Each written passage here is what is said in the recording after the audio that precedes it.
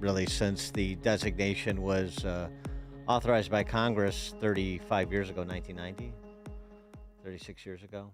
But certainly in the last 2 years, because you'll remember it was central in the 2024 presidential race, because you started to hear from small town America about the impact that open borders and the drop shipping under TPS designation of thousands, sometimes tens of thousands, like in the case of Springfield, Ohio, where they're eating the dogs and they're eating the cats, as you remember.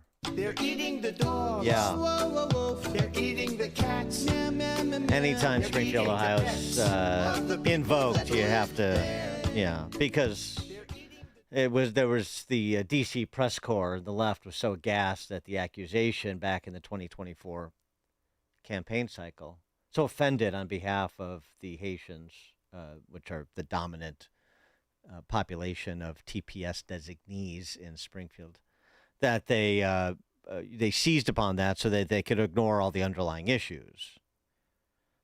And so to argue about whether anybody witnessed somebody eating a cat or a dog versus grabbing a duck from a pond was not really material. But that's exactly what the left did when they were talking well, in the vice presidential debate. Do you not remember J.D. Vance sparring with Marg Brennan? We have so much to get to, Mr. Vice President, or future Vice President at the time. We have so much to get to. Thank you, Governor. And just to clarify for our viewers, Springfield, Ohio does have a large number of Haitian migrants who have legal status, temporary protected status. Well, Margaret, but thank you, Senator. We have so much to get to. Margaret, I think it's important because we're going to turn out of the economy. Thank you, Margaret. The rules were that you guys weren't going to fact check, and since you're fact checking me, I think it's important to say what's actually going on. So there's an application called the CBP One app, where you can go on as an illegal migrant, apply for asylum or apply for parole, and be granted legal status at the wave of a Kamala Harris open border wand. That is not a person coming in, applying for a green card and waiting for 10 years. That is the facilitation of illegal immigration, Margaret, by our own Thank you, Senator, for leadership. describing the legal process. We have so much to get to, Senator. Those laws have been on the books since 1990. Thank you, gentlemen. The CBP One app has not been on the books since 1990. It's something that Kamala Harris created, Margaret. Gentlemen, the audience can't hear you because your mics are cut. We have so much we want to get to. Thank you for explaining. Yes, we have so much we need to get to. We do, indeed. One of the things we have to get to, sir, for Field Marshal Tim there, the law has been on the books since 1990. You're right. But Tim, would you agree or disagree that it was not conceived that you would drop ship 15,000 people from another country into a town of less than 60,000 people in middle America and say, work it out, which is exactly what happened. And in Charleroi, Pennsylvania, and communities in Indiana and Wisconsin, Whitewater that we talked about, for example, all over the country. This was central 2 years ago. We try to pride ourselves on this show having some institutional knowledge. So the discussion going on today in the wake of the Supreme Court's decision last week isn't held in a vacuum like this is sui generis. This has been a running discussion, debate, fight over the last 36 years, but over the last two in particular, and frankly, the duration of the Trump era for the Republican Party. 312-642-5600, alphawealthgroup.com. Call and text line. 30% of those 15,000 I mentioned, Haitian TPS designees in Springfield reportedly own homes. Half are on welfare. Half are beneficiaries of welfare benefits. So that needs to be factored into our understanding of what the situation in Haiti is based on the safety arguments being made, what American law is based on the safety arguments that are being made, and what the benefits of these concentrated populations of people from the developing world are, in the economic and security, public safety interests of American citizens. Remember them? Like this resident of Springfield, Ohio, who went to the city council. This is back in 2024 when people were paying attention because the Trump campaign team put a spotlight on places like Springfield, Ohio. Everyone is talking about the death of ducks and cats in this town, but I'd like to talk about the death of one very special person, my mother-in-law, Kathy Heaton. On December 1st, I received a phone call that changed my life forever. She was collecting her trash can from her driveway when a car struck and killed her instantly.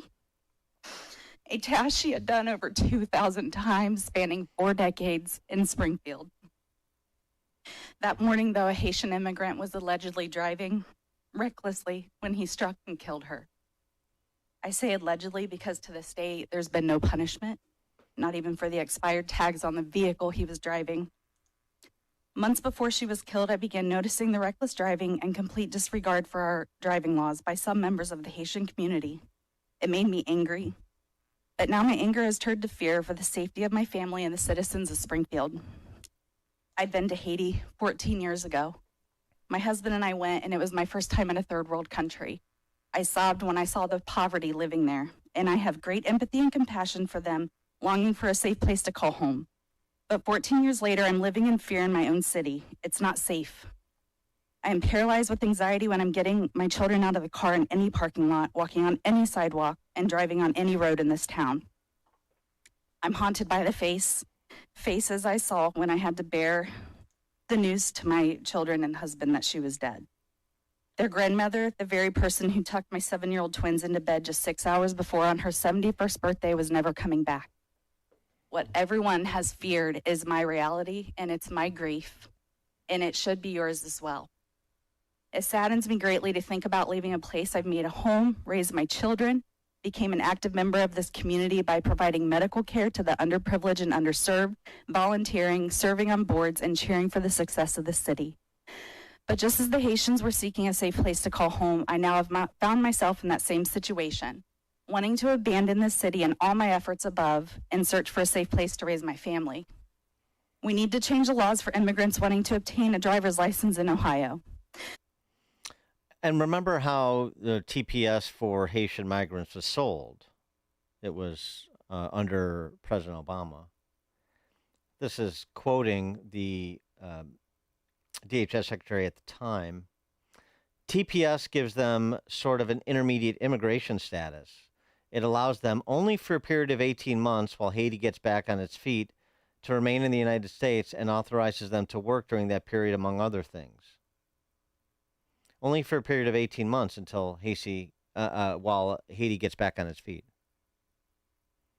That was in 2010, 16 years ago. And I understand that Haiti has not gotten back on its feet, but I also understand that TPS, which is sort of a quasi-asylee designation, is for people fleeing religious, legitimately fearing and fleeing religious or political persecution.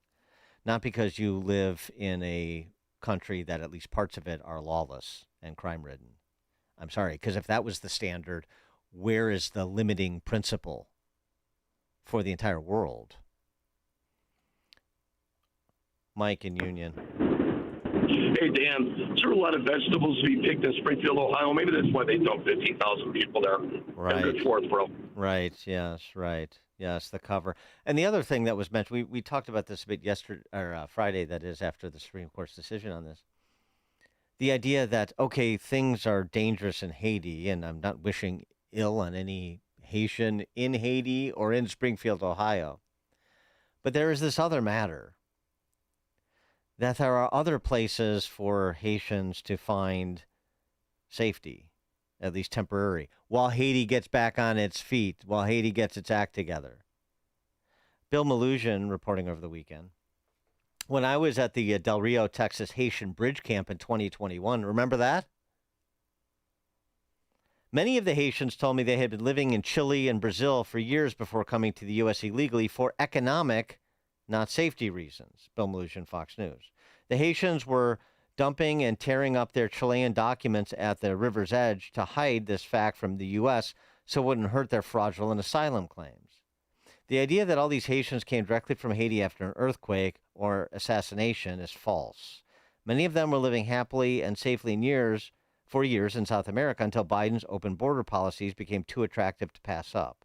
Others also flew into the U.S. via Biden's CHNV mass parole program, which was supposed to be only for a 2-year humanitarian parole grant. Of course, most never left. That's the story that repeats itself over and over and over again.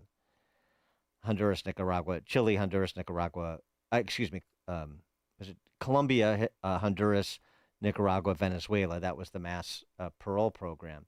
The other matter here, just in terms of the duration of these, as I mentioned, paraphrasing Milton Friedman last week, nothing is so permanent as temporary protected status. Honduras, there are populations of Hondurans who've been here under TPS since Hurricane Mitch in 1998. Nicaragua, same thing, Hurricane Mitch in 1998, 26 years. El Salvador, the 2001 earthquakes, 25 years, ongoing, as of September through September of 2026, where it could potentially be re-examined. Haiti, 16 years. Nepal, 10 years since the 2015 earthquake. Neil in LaGrange. Hey, morning, Dan. You know, what about all that money that the Clinton Foundation raised to get Haiti back on their feet? What happened to all that money? Yeah, no, they were big in the development business. I recall, cell phone contracts. I mean, wasn't there tens of millions of dollars that were raised, or more than that? I mean, there was a ton of money raised. Well, that's right, Neil, and I think part of what the Obama missive was about Haiti trying to get back on its feet, recover from the Clinton Foundation's trying to help them. That's part of the recovery in Haiti. Coming up at 5:38, we'll stick on this topic because I want to fold in what Markwayne Mullin had to say, sparring with Jake Tapper on the topic. We'll do that at 5:38. Now we check the headlines with Mike. 75 sticky degrees early this morning at 5:32 in the QC Kinetics newsroom. Heat wave is hitting the Midwest this week. The National Weather Service says temperatures will stick around in their 90s with heat index values in the triple digits, and a heat advisory or extreme warning does go into effect today. The warning also in place for southeast Wisconsin and northwest Indiana. Police in Madison are responding to a shooting at an Amazon facility this morning. It's located in the 7000 block of Vollmer Road. We're continuing to monitor activity, and we'll have more details when they become available. One person is dead, 3 others hurt in a crash on Chicago's South Side. 2 vehicles collide early yesterday morning in the 6300 block of South Richards Drive. A woman pronounced dead at the scene. A 28-year-old man died early Sunday morning after a motorcycle crash in McHenry County. The crash happened around 1:15 a.m. near Miller Parkway and McHenry Avenue. Mundelein police are mourning one of their own officers who died suddenly, according to village officials. The village of Mundelein did not release any further information surrounding circumstances of the officer's death. Chicago wedding turned into a once-in-a-lifetime experience after a simple social media message led to a surprise appearance by Ed Sheeran and Martin Garrix.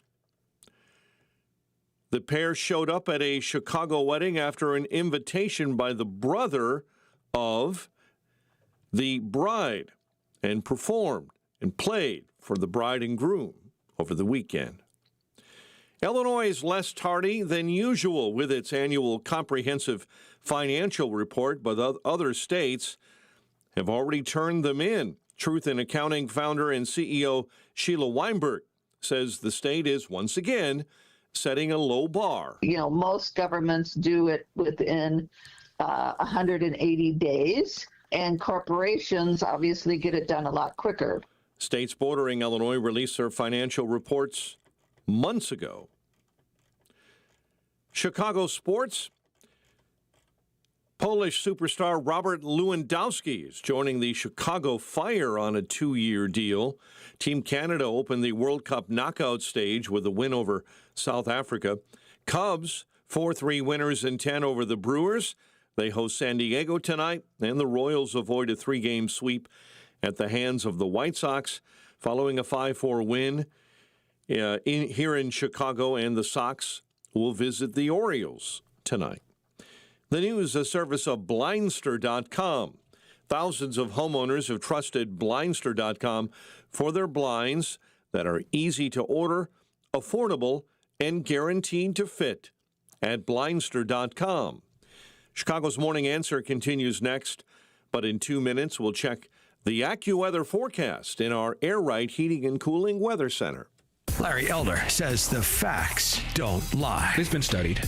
And conservatives are far more generous with their time, with their money than are liberals. It isn't even close, primarily because conservatives are more religious. Religious people give far more money and donate far more time than do non-religious people. Religious Democrats, by the way, give just as much as do conservatives. There's just far fewer religious Democrats, so it's not even close. The Larry Elder Show, weeknights at 8, right before Sean Hannity at 10 on AM 560. The Answer. I'd like to tell you about a man named Phineas who as a child survived the Holocaust. Phineas survived because Christians hid him from the Nazis, risking everything to save his life. Today, Phineas is in his 80s. He can no longer stand on his own or even leave his home to receive medical care. And when sirens sound and missiles fall, he doesn't have the time or the strength to reach safety. But once again, Christians are helping to save his life. Through the International Fellowship of Christians and Jews, a mobile clinic brings doctors and medicine right to Phineas's doorstep, providing care that he otherwise would not receive, especially during a time of war. Phineas said, "Christians saved my life during the Holocaust, and now again, they are helping me." As Israel's Holocaust Remembrance Day approaches, remember these precious children of God by lifting them up in prayer, asking for his protection, his comfort, and his peace. Stand with Israel in prayer by visiting supportifcj.org. That's supportifcj.org. Have you ever wondered, with all the different religions and interpretations of the Bible, how you can be sure that you're on the right path in your spiritual journey? The powerful new book, You and God by Peter Philippi, helps you answer this question and discover how to establish a truly personal relationship with God through biblical understanding and faith. Get your copy of You and God by Peter Philippi today by visiting pbmusa.org. That's pbmusa.org. Rick Borick talks about the risk of being in the stock market right near retirement. It's easy to drive around with no seatbelt on if you never think you're going to have an accident, right? And you go, well, it's never going to go down. I don't need protection for my portfolio. We're a big fan of getting those gains, but we're also a bigger fan of not taking huge losses. Unleash your wealth, Saturday at 7 a.m. and 2 p.m. on AM 560, The Answer. Making the switch to a new communications and IT company may seem like a big ordeal, but if you're not getting the reliable support, consistent internet, and secure solutions your company needs, meet Access One, your local Chicagoland IT experts. Access One has been powering Chicago businesses with secure, reliable IT solutions for over 30 years from our headquarters right here in the West Loop. Whether it's VoIP phones, dedicated internet, managed cybersecurity, cloud backups, or 24/7 support, Access One is here for you. Serving thousands of companies from Naperville to the North Shore, Access One is Chicago-owned and Chicago-run, a trusted IT partner for law firms, clinics, tech startups to manufacturers. We'll make the switch easier than you think. Let's talk. Call 800-804-8333 or visit accessoneInc.com. Rated top 5% in customer satisfaction and a Better Business Bureau A+ rated business. That's accessoneInc.com. Tech made personal, locally. Progressive Insurance. Progressive can protect your home, auto, boat, motorcycle, ATV, RV, and more. In short, a lot of things. Bundle today at progressive.com. Now, your official weather forecast. Today will be mostly sunny with the temperature reaching a high of 94 degrees, approaching the record high of 97 set in 1954. Expect breezy conditions this afternoon as we begin the first extended period of heat and humidity this season. Tonight will be very warm and very humid with a crystal clear sky with a low of 78 degrees. I'm meteorologist Jason Caterina on AM 560, The Answer. Get the latest weather, traffic, and news updates online at 560theanswer.com. Now, from the Signature Bank Studios. If you're looking for the latest news, insight into what it means, and the sharpest opinion, there's only one station in Chicago where you can turn, and it's this one. We're AM 560, The Answer.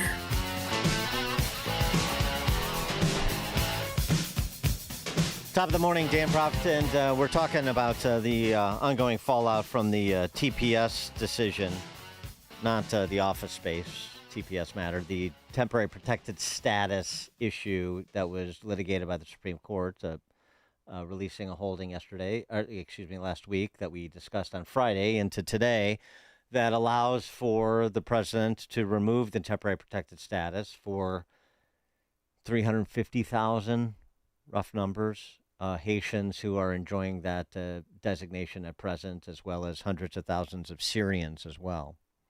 And it just more to the larger point makes the indication that the president, in consultation with Homeland Security, the responsible agency, has the authority here to confer and to remove. So it was an important decision, and it's an important political issue because, of course, this is an opportunity for the left, the neo-Marxist revolutionary left, to play identity politics, racial, foreigner, the huddled masses yearning to breathe free, make all of the specious claims to support open borders policies that they've been making, we're making under Biden and have been making for generations, all dusted off and represented. I'll give you an example, and this is important to hear because you have to understand the sophistry you're up against when you're trying to persuade people to an understanding of what is both reality as well as righteous in terms of policy on this issue. This is MS Now's reporting over the weekend on the removal of this TPS designation, specifically with focus on the Haitian migrants in Springfield, Ohio. Well, Alex, the over 10,000 Haitians living here in Springfield, Ohio, are facing an impossible decision between returning to Haiti, where the political and economic crises have only gotten worse in recent years, a country that is essentially run by gangs. And the Haitians here tell me that returning to Haiti, they will be going back to that country with a target on their back, that these gang members seek out Haitians coming from the United States of America under the assumption that they have money that they can take from these people, or they can stay here in the United States without any legal status anymore, living a life on the margins, living a life in the shadows, afraid to go outside, to buy groceries, to take their children to school. That is the difficult decision the Haitians here in Springfield are facing. Mm-hmm. Again, as we left off before Mike Scott's news, a large share of those Haitians, as well as people from other countries, Cuba, Venezuela, Nicaragua, Colombia, who were allowed in, did not come from their home countries. They were in safe third countries. In other words, they were not under threat of violence any more than anybody else living in Brazil or Chile is under threat of violence, or Mexico for that matter. So the public safety argument, their safety, and again, arguing in the alternative, the left was arguing when Trump described Haiti and countries like it that are catastrophes as S-hole countries. It was, how dare you, Haiti is a beautiful country, and so on and so forth. It's a beautiful country, but if we send any Haitians back to their home country, they're going to be killed. Sounds great. So which is it? Is it a beautiful country, or is it an asshole that can't get its act together, that was further debilitated by the Clinton Foundation's intercession? And yes, we have empathy for Haitians who are faced with this choice after 16 years of a designation that was only supposed to last 18 months. But they have other options, as so many of them proved by living in countries other than Haiti before they migrated north, most of them, to come to this country, as Bill Malugin from Fox News reported, because they saw an economic opportunity to do so under Biden. And I don't blame the Haitians for wanting to seize opportunities, make a better life for themselves. I blame American politicians, and so should you. 312-642-5600, alphawealthgroup.com, call and text line. Mark Wayne Mullen, Department of Homeland Security, was on with Tapper going through a couple of these arguments that are offered, and we'll get to all of them because we got Republicans chiming in too. Governor Mike DeWine of Ohio chiming in on behalf of the Haitians wanting to see TPS extended. Former Rep. John Kasich and governor and presidential candidate chiming in as well. Mark Wayne Mullen first, though, sparring with Tapper. And I just looked at the State Department's website, and they have a level 4 do not travel advisory for Haiti just from a few months ago, from April, and it says, quote, violent crime is rampant. The expansion of gang, organized crime, and terrorist activity has led to widespread violence. Crimes involving firearms are common. Crimes include robbery, carjacking, sexual assault, and kidnappings for ransom. That doesn't sound safe to me. Also sounds well, like that Chicago. do not travel is not for Haitians. That's do not travel for the United States because they are kidnapping or trying to kidnap individuals from the United States because they feel like their family has the money to pay the ransom. We have do not travel in places in Mexico or advisory warnings. In fact, if you go through our website in the State Department, you'll see there's advisories to a lot of places that are vacation destinations that we have advisories on because of the real risk to Americans. That doesn't mean it's a risk to the individuals that live there. So that isn't that advisory is to American citizens traveling to Haiti, not Haitians going back home.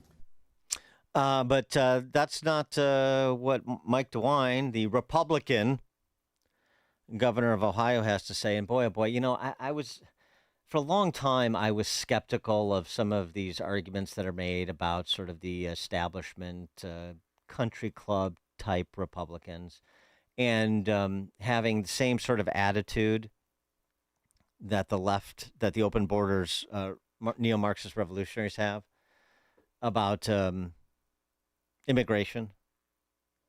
You know, and it was sold. You know, part of it was sold as, well, you know, they're just looking at the labor force side of it, right? It's just the Chamber of Commerce Republicans. But you know, they ultimately want an orderly legal system with respect to immigration. They want border security, even these country club types that are a little soft on these issues. You know, they're not part of wanting to undermine the very fabric of America. They're not trying to change America into something it is not. They're just trying to enhance America by bringing in cheaper labor, people who, you know the proverbial arguments, people who will do jobs that that Americans won't do to make sure that our manufacturers and our food service providers and our healthcare companies have the labor they need. For a long time, you know, I believed, even though I disagreed with that substantially, that there was sort of this narrow exception they wanted to make in the interest of what they thought was going to make America more prosperous for Americans. I'm not sure I can still countenance that position. Not based on what you hear from examples of that cohort of Republicans like DeWine and John Kasich. Here's DeWine with Tapper. You've pointed out, advisories, heavy advisories. U.S. citizens do not go into Haiti. It's a very, very dangerous place. Just this last week, several more school children were killed just because gangs were shooting back and forth. The gangs control a significant part of Haiti. So it is clearly not safe. Anybody who has followed Haiti over a long, extended period of time knows that it's worse than it has, frankly, ever been, and certainly in recent memory. But the other point is it is not in the United States' interest, certainly not in Ohio's interest, to have people who are working every single day, who are supporting a family, who are buying houses, fixing up old houses, starting businesses, and then put deep roots in this country and really are contributing and yank them out. I mean, look at what the mayor of Springfield says. Mayor says that is a huge, huge mistake. They're contributing. Rob Rue says they're contributing greatly. mistake to do that.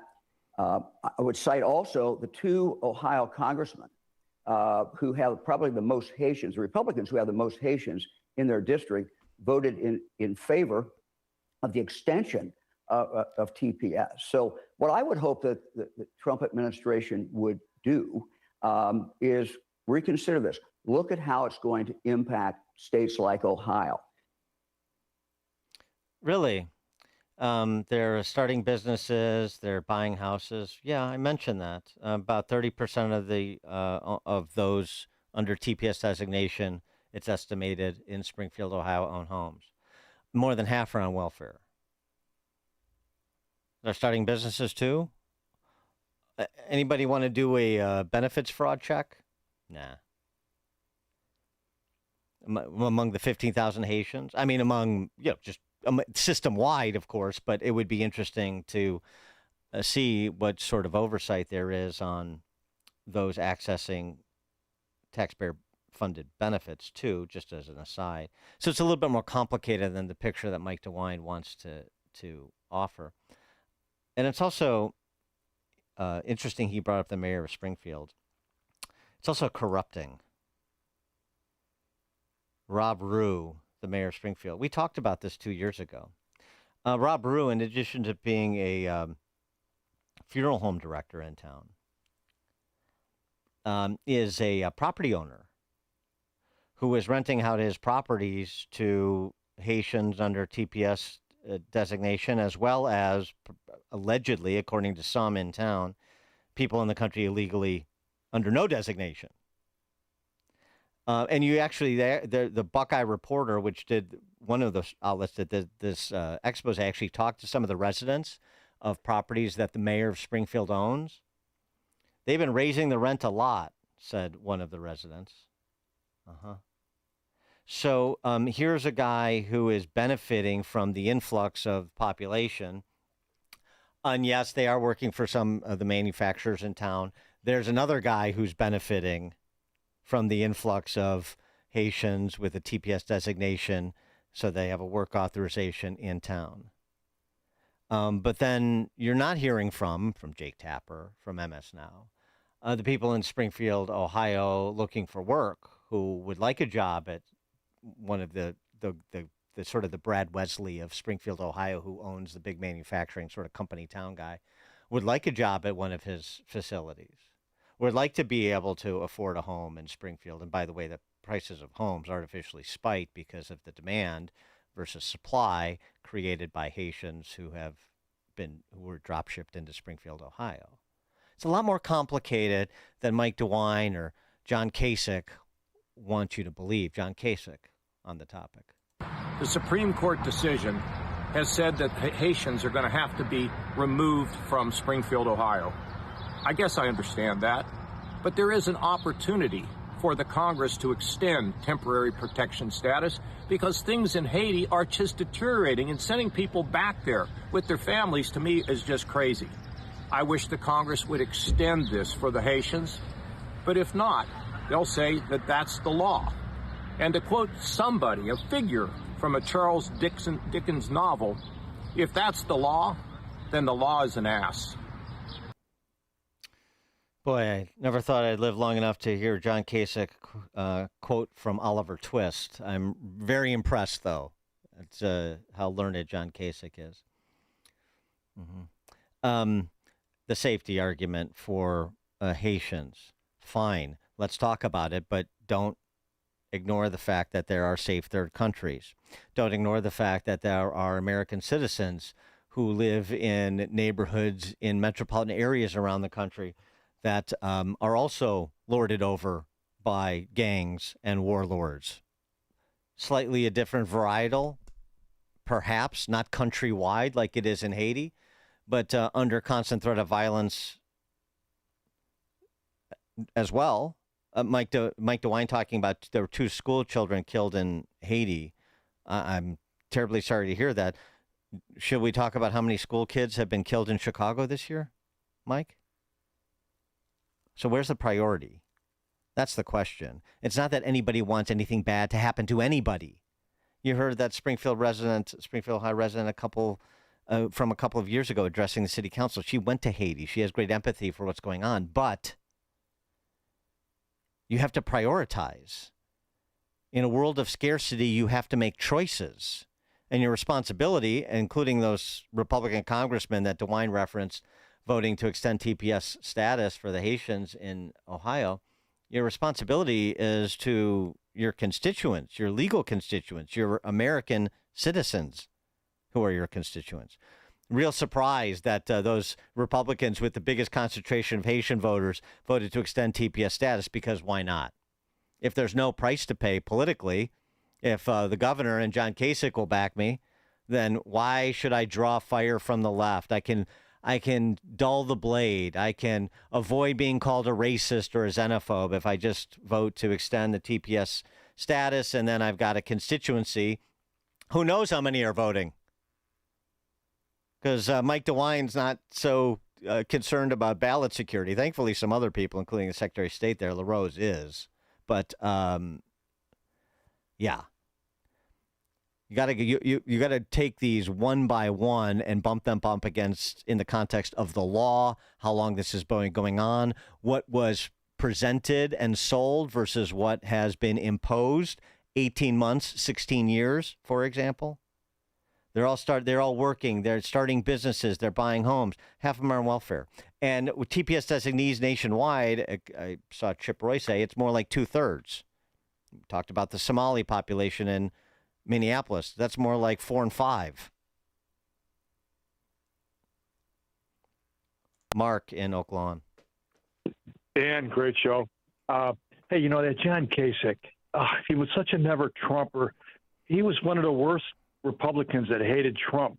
I remember in the debate, he talked about how we need people that can cross the aisle and work with the Democrats. And Joe Biden is a friend of mine, and I took a vacation with he and his family. And there's a red flag right there. And a couple of years ago, he got kicked off a plane about arguing over a seat. You know, these Mike DeWines and these John Kasichs, they're losers. Terrible. Thanks for the call, Mark. Margot in Burr Ridge. Yeah, thank you. So these Haitians that were in Springfield, I understand they were all new arrivals from during the Biden dystopic era. And at the time of this woman's death, there was much discussion of other accidents, the school bus and all kinds of things caused by these bad Haitian drivers. So my question is, if they were so new to the U.S., how were they able to afford cars? Why were they not riding bikes or taking the bus? Who was helping them get all these cars? Cars are expensive. You know, and to establish yourself in a new country, that's expensive. So I bet that mayor's brother owns a car dealership, and they figured out some way to make the government pay for that. That's what I'm thinking now that you've exposed him as a landlord of their slums. Thanks for the call. Thanks for the call, Margot. Mark in Rochelle. Yeah, I think you need to follow the money on a large part of this. You give a group of programs, car programs, and housing programs. That's an influx in money to your area. They're going to spend it there. So I can't believe that these local officials didn't have the discussion when they decided to accept these programs or whatnot, that they didn't discuss the amount of income that was going to come in the form of spending and taxes. Thanks for the call, Mark. Oh, I'll tell you what. I mean, it's something else, too. Ed Markey, the senator from Massachusetts, we'll play a little bit later in the show. I mean, he calls for it straight away, path to citizenship for people with a TPS designation. So these Republicans like DeWine and Kasich are willing to sell out their country for a little bit of cash in the local economy, for their connected manufacturer to make one more widget a little bit cheaper at the facility. I mean, it's really despicable, which is why I say I can't countenance what they say is their position and why they say it anymore. It's now 6 o'clock on AM 560. The U.S. is still planning talks with Iran tomorrow.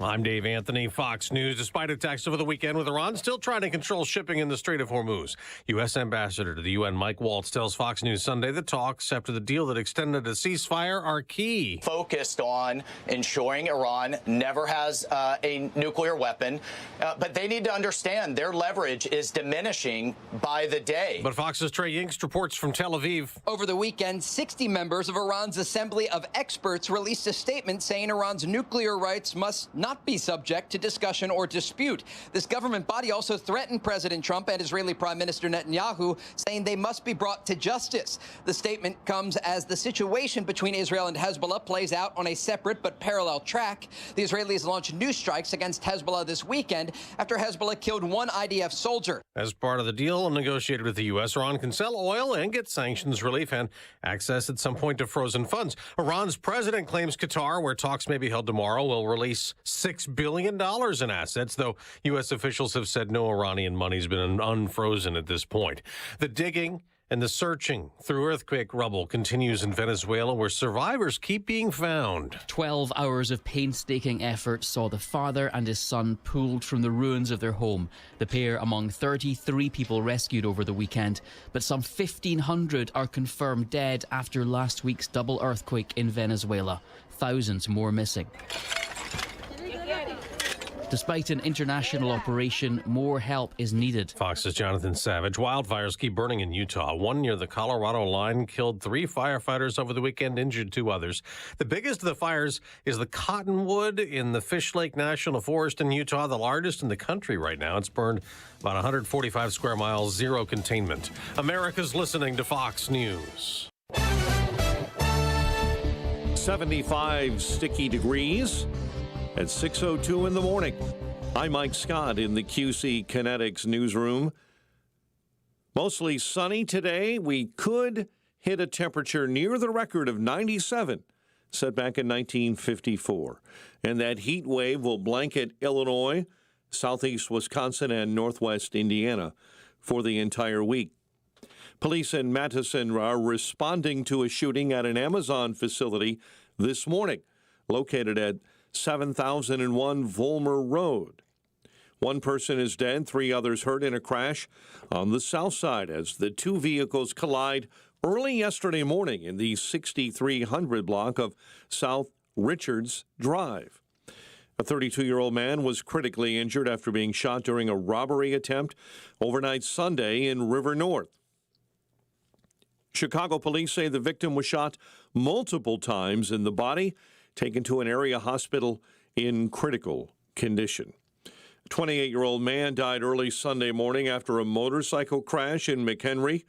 It happened around 1:15 a.m. near the Charles Miller Parkway and McHenry Avenue. McHenry police tell us there were no witnesses to the crash itself. The Chicago Republican Party chair and former Chicago police detective Chuck Hernandez says the new department in the city of Chicago is really, in his opinion, a scheme to siphon funds away from law enforcement. We already have a department for gun violence and reduction. It's called the Chicago Police Department. Retired Riverside, Illinois Police Chief Thomas Weitzel says the new department is not a scheme, but a scam. You know, it creates bureaucracy instead of deploying officers. That's what this will do. And that's not good, nor are there any measurable outcomes that'll come from that. The mayor of Chicago is promising the new office will work with those on the front lines, including police. Chicago sports. Cubs claim their 3-game road series with the Brewers following a 4-3 win in 10 and host San Diego tonight. Royals avoid the sweep, beat the White Sox 5-4. Sox visiting the Orioles next. The news, a service of the AM 560 Advantage, where membership has its privileges. Join today at 560theanswer.com/join. Check of the roads is coming up next on AM 560. We asked Hugh Hewitt what America means to him. It's actually freedom. The freedom to say and do whatever you want, the freedom to think what you want, and especially the freedom to go wherever you want, whenever you want to go. Go north, south, east, west. Get moving and get moving fast, because America's doors are always open to the land of the free. Everyone gets to go and do whatever they are capable of doing and going to. That's America. The Hugh Hewitt Show. Afternoons at 2, right before Alex Marlowe at 3 on AM 560. The Answer. WIND, Chicago. Sign up for the AM 560 Answer Advantage to get early alerts on event ticket sales, special discounts, and contest opportunities. Sign up today at 560theanswer.com/advantage. It is that time of year again to save babies by providing ultrasounds with our friends at Preborn. You know how this goes. We've done it every single year at this time. All you have to do is pick up the phone and say, I want to provide a free ultrasound to a girl. Give her the chance to see the truth of what's happening in her body. Every $28 helps do that. Saving one baby, $280 can do that. Help save 10 babies. More does more. The phone number is 833-850-2229. 833-850-BABY. Join us saving babies with Preborn again this year. We're going to save hundreds of babies, one at a time, 2 or 5 or 10 at a time. That phone number again is 833-850-BABY. That's 833-850-2229. Or go online to 560theanswer.com/baby. We wouldn't be celebrating America 250 if it wasn't for a strong foundation set by the framers. Hamilton built America's financial foundation on sound money, later embodied by the gold standard. But we abandoned that discipline in 1971 and have seen inflation erode the dollar's value. What's the foundation of your saving? Is it gold or something that can be devalued? Hi, it's Dr. Ron Paul, and I encourage you to speak with my friends at Birch Gold Group about diversifying an existing IRA or 401k into a tax-sheltered IRA in gold. Learn more by requesting a free info kit on gold IRAs. Just text the word SHELTER to the number 989898. Let Birch Gold help you build your foundation with gold. Text the word SHELTER to the number 989898. Text SHELTER to 989898. Tired of posting to your business's social media but only your employees notice it?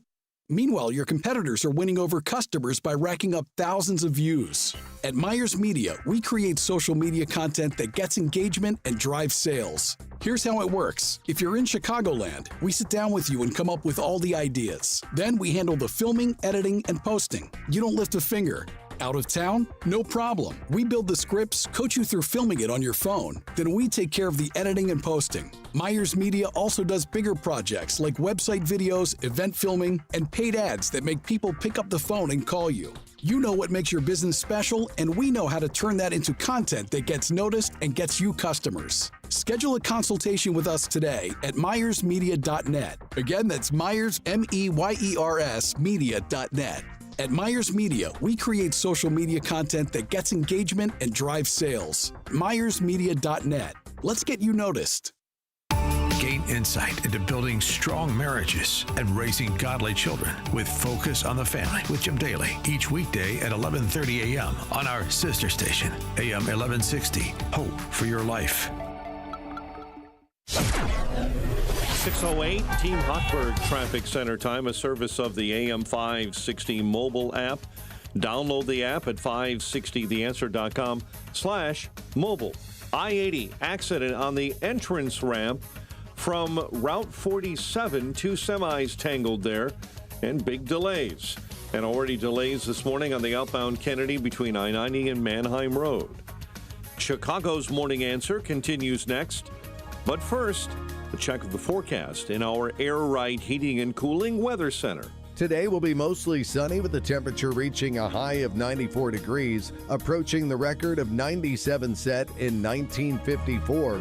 It'll be breezy this afternoon, marking the start of the first extended period of heat and humidity this season.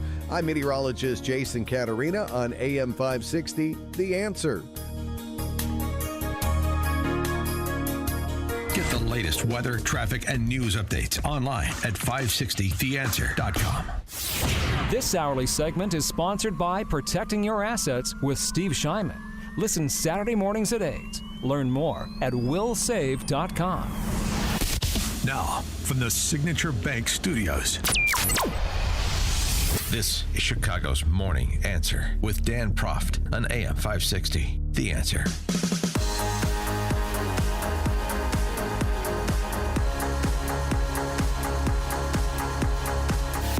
Top of the morning, Dan Proft here. We're talking last hour about debate now raging after the Supreme Court's decision on temporary protected status for, specifically in this instance, for Haitian and Syrian migrants that were enjoying that designation until the Supreme Court weighed in support of the Trump administration's position that the president has the right to remove that status. And that's what's happening. And it's drawing reactions, as I mentioned at the end of last hour, from the left that you would expect. Another opportunity to beat the identitarian drum, and that's exactly what they're doing.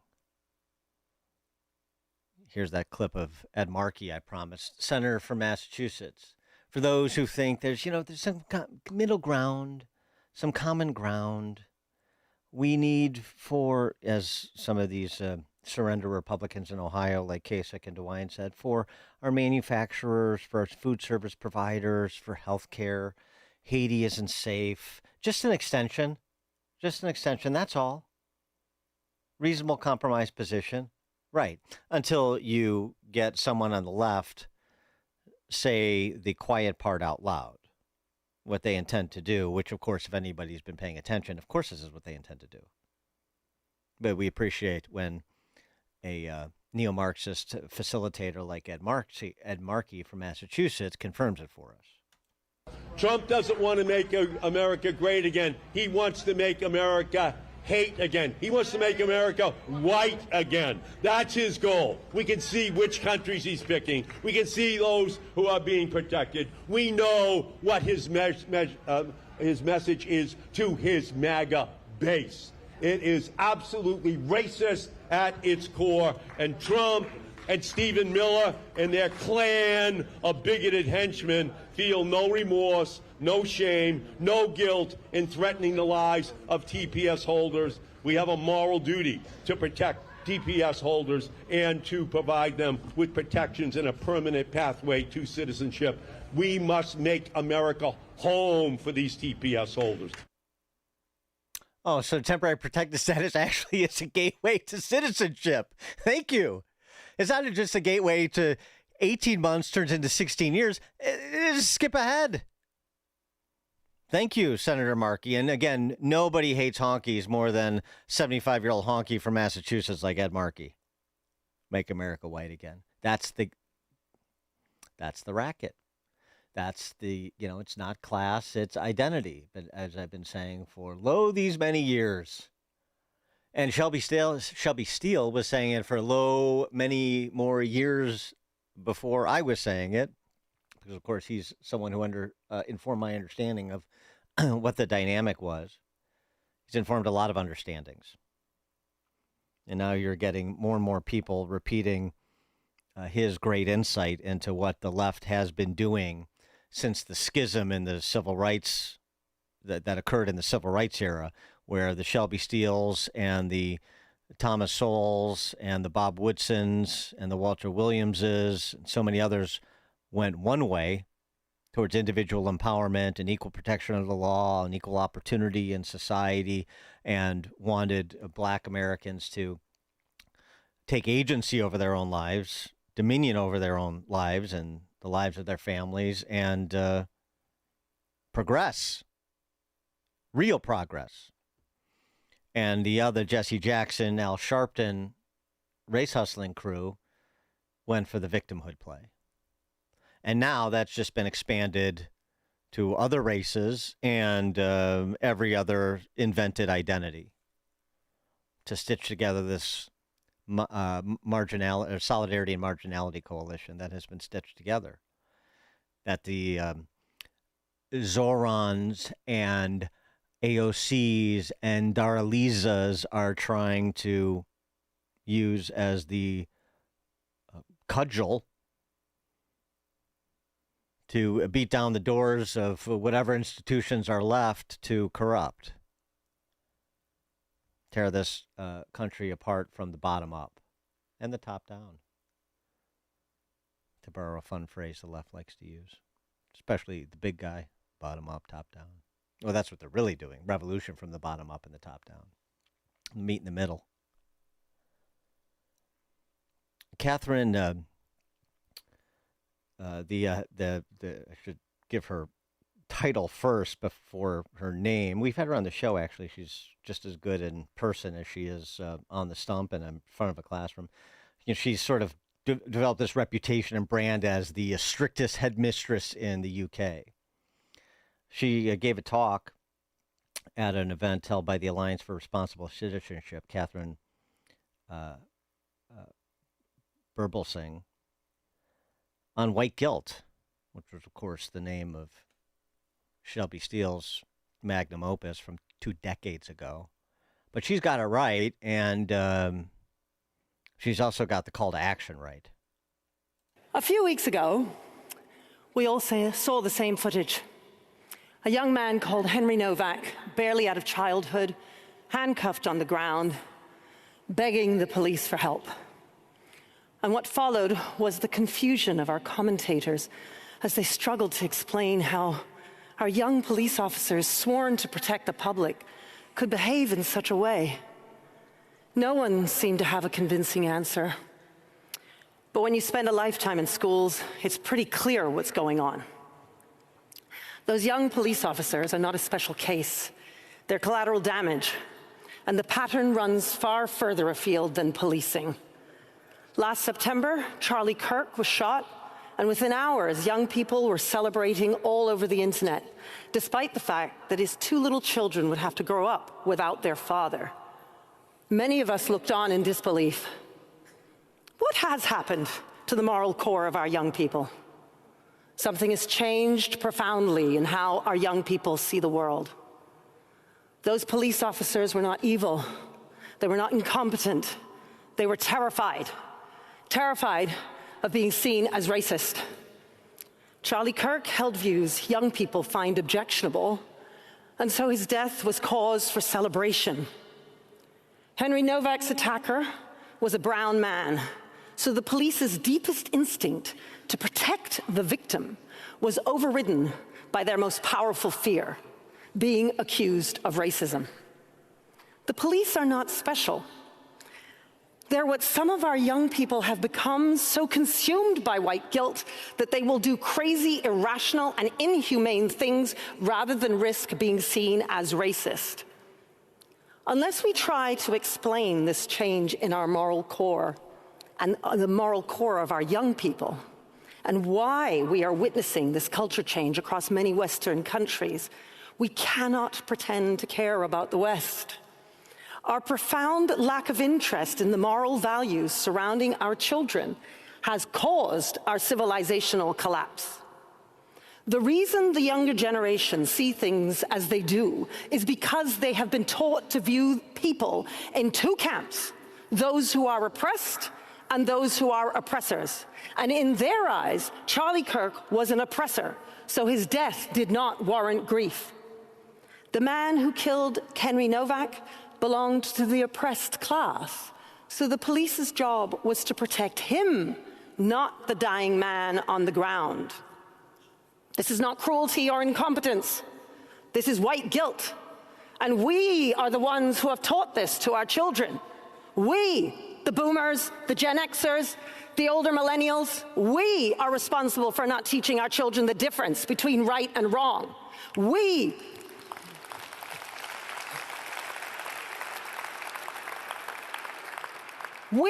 are the ones who immersed our children in a culture of victimhood, which is at odds with the culture of personal responsibility we all grew up in, a culture we very stupidly taken for granted. 312-642-5600, alphawealthgroup.com, call and text line. At the end of the speech, she says, saving the West ain't easy, and she challenges the audience to teach their children as if, quote, we're going to war, unquote. Is that what you've been doing? Eli Steele, writing about her speech, and that teach your children as if we're going to war statement. Eli Steele, she is right that it is a war, and she is right about where the front line is, the classroom. I mean, is she right about most of the generation she cited, going back to the boomers and coming down to the older millennials and what we collectively have not done?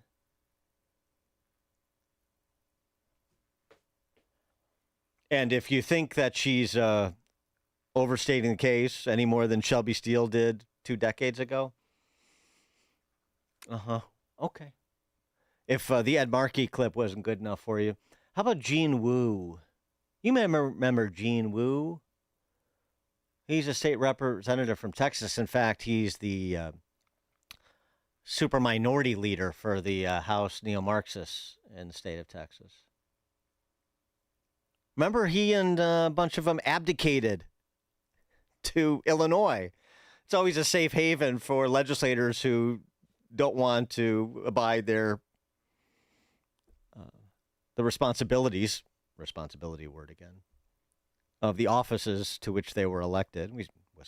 Wisconsin comes here, hides out in Rockford. Gene Wu and the Texans come here because they don't want like what Abbott is doing with redistricting, so they hide out here for a little while, make a big spectacle of themselves to show how down with the revolution they are. I always tell people the day the Latino, African American, Asian, and other communities realize that they share the same oppressor is the day we start winning. Because we are the majority in this country now. We have the ability to take over this country and to do what is needed for everyone and to make things fair. But the problem is our communities are divided. They're completely divided. And I talk about this. Yeah. Common oppressor. Isn't that exactly what Catherine Burblesing just talked about? And others before her. She's standing on the shoulders of giants with the argument she made, but it's good that people like her are making it again. Back to Eli Steele, being prompted to add friendly commentary to what Burblesing had to say, since the main person on whose shoulder she is standing is his dad, Shelby. Eli writes, demanding responsibility from everyone grants them agency, and that is at the heart of what makes one an individual. That is the one thing white guilt cannot survive, a free human being. It's exactly what my father chose decades ago when he turned away from grievance and towards responsibility. He has been making Catherine's argument my whole life. My father is very thankful that Catherine exists and only wishes there were more of her. Who doesn't? Who knows better? Wish there were more of her and more Shelbys and more Elis. He wrote at Shelby, Eli citing him, just to reinforce this responsibility as the key. I mean, it sounds anodyne because politicians talk about responsibility and accountability, and so it's been sort of stripped of meaning through misapplication and unseriousness. The unseriousness of so many people who invoke that word. But Shelby Steele's serious about it. He wrote, in the age of white guilt, responsibility is synonymous with oppression where blacks are concerned. So whites in American institutions live by a simple formula. Lessening responsibility for minorities equals moral authority. Increasing it equals racism. The simple binaries for the simpletons whose brain stems have been eaten away by identitarianism. The more you listen, the more you'll know. This is Chicago's Morning Answer. Morning Answer on AM 560. The Answer. America turns 250 this year, and Lieutenant Colonel Alan West is coming to the Chicago area to help celebrate. Thursday, July 9th at Chevy Chase Country Club in Wheeling, Illinois. Join an evening of patriotism, purpose, and our God-given right to bear arms. Dinner buffet and cash bar included. General admission is just $50. Want to meet Colonel West one-on-one? VIP reception tickets are $250. Go to faireramerica.ticketbud.com for tickets. This is your America. Celebrate her. Hi, I'm Ken Mariotti, owner of Woodland Windows and Doors, a third-generation family-owned business since 1969. We know you're bombarded by choices when shopping for new windows or doors, so we're inviting you to experience the Woodland difference. For decades, we have been transforming living spaces with Marvin Windows, a fifth-generation family business. Marvin replacement windows have been known to increase the warmth of your cold rooms by 10 degrees. Think about that, 10 degrees warmer.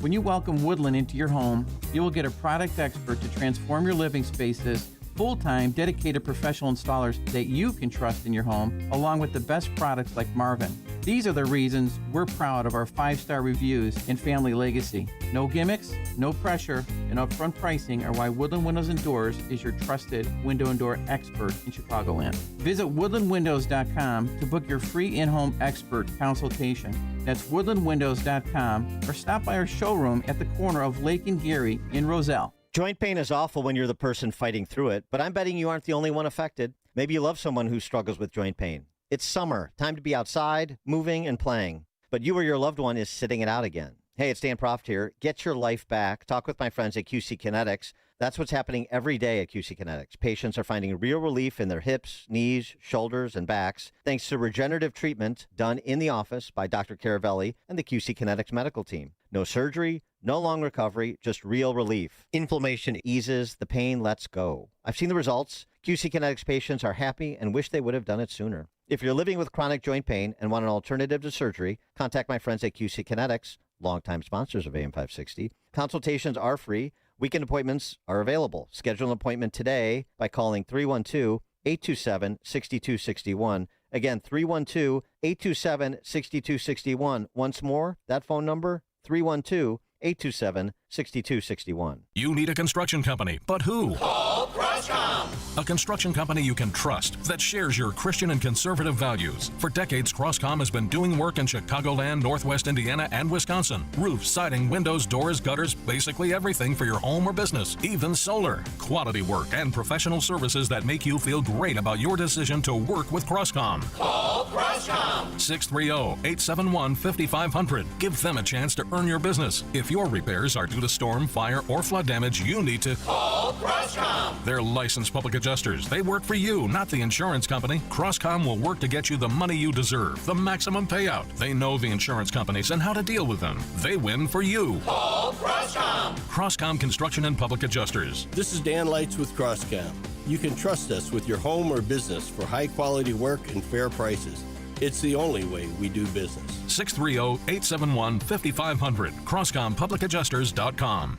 President Trump has triggered a $200 billion tech disruption, and Wall Street is asleep at the switch. This $200 billion investment in chip technology could make today's artificial intelligence chips obsolete. Technology that will make today's AI data centers a thing of the past, like IBM's old mainframes. While most investors are focused on old-fashioned AI, there are 3 companies quietly building a $1 trillion triangle that could transform every tech sector on Earth. These 3 companies are gearing up to develop and manufacture supercomputers the size of a dinner plate. Institutions like Vanguard, BlackRock, and State Street are pouring more than $200 billion into this AI revolution. Investment guru George Gilder has been predicting tech revolutions for more than 40 years, including the iPhone, Netflix, and Amazon. Now he's got his finger on 3 companies whose technology will change tech forever. Log on to TrillionDollarTriangle.com to find out which 3 companies are working on what could be the biggest tech disruption since the internet. TrillionDollarTriangle.com. That's TrillionDollarTriangle.com.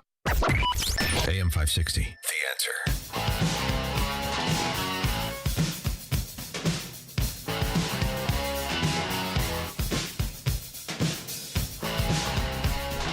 All right, coming up a little bit later in the show, just a couple of teases. One is, I know there's a lot of chatter about Citizen Vigilante, this new movie that's on Amazon Prime, starring Armie Hammer. Where did he come from? I thought he was selling real estate in the Cayman Islands. Well, let me tell you, after seeing it, he should go back. I know it's getting feted because of the angle on the topic, open borders in places like Germany. But I'll be interested to see if people have seen it yet, because I paid the $7 so you don't have to. That's sort of the top line of my review, but I'll talk about that a little bit later in the show. Also, on the more positive side, those stories of people who play by the rules, the unheralded Americans that I want to tell in this year 250. We've got a few more, and we've got a new jingle that our producer Justin produced for us to brand the segment, so you're going to want to stay tuned for that. So that's coming up in the 7, 8 o'clock hours. Stay tuned. Coming up at 6:36. The man who would replace Nancy Pelosi gets visited by the Red Terror at the Trans March in San Francisco. I mean, it sounds like a Cormac McCarthy novel, but it's not. Yeah, the Bolsheviks are coming for the Bolsheviks. That's how radical the left is getting, how quickly. 6:36. Now we check the headlines of my 75 degrees, sunshine, but very hot and humid this morning.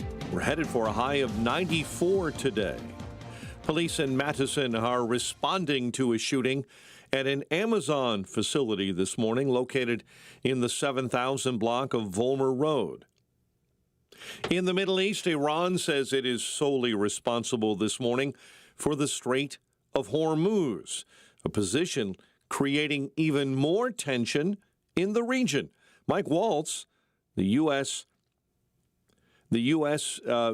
United Nations ambassador, says the U.S. will militarily take down Iran's infrastructure if Tehran tries to take control. The Iranian regime thinks for a second that President Trump is going to stand by, while Iran continues to attack international shipping without a response, or our bases without a response. They're sadly mistaken. Iran's foreign ministry is saying any attempt to travel the strait through an unapproved route will cause an escalation.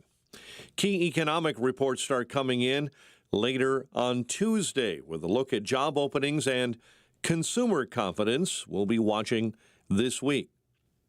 One person is dead, 3 others hurt after a crash on Chicago's South Side. 2 vehicles collide early yesterday in the 6300 block of South Richards, and that crash remains under investigation. On the South Side in the Roseland community this morning, State Street is shut down north and southbound between 99th and Wabash due to a shooting investigation involving a CTA employee. Mundelein police are mourning one of their officers who died suddenly, according to village officials. Mundelein not releasing further information at this time around circumstances involved in the death of that police official.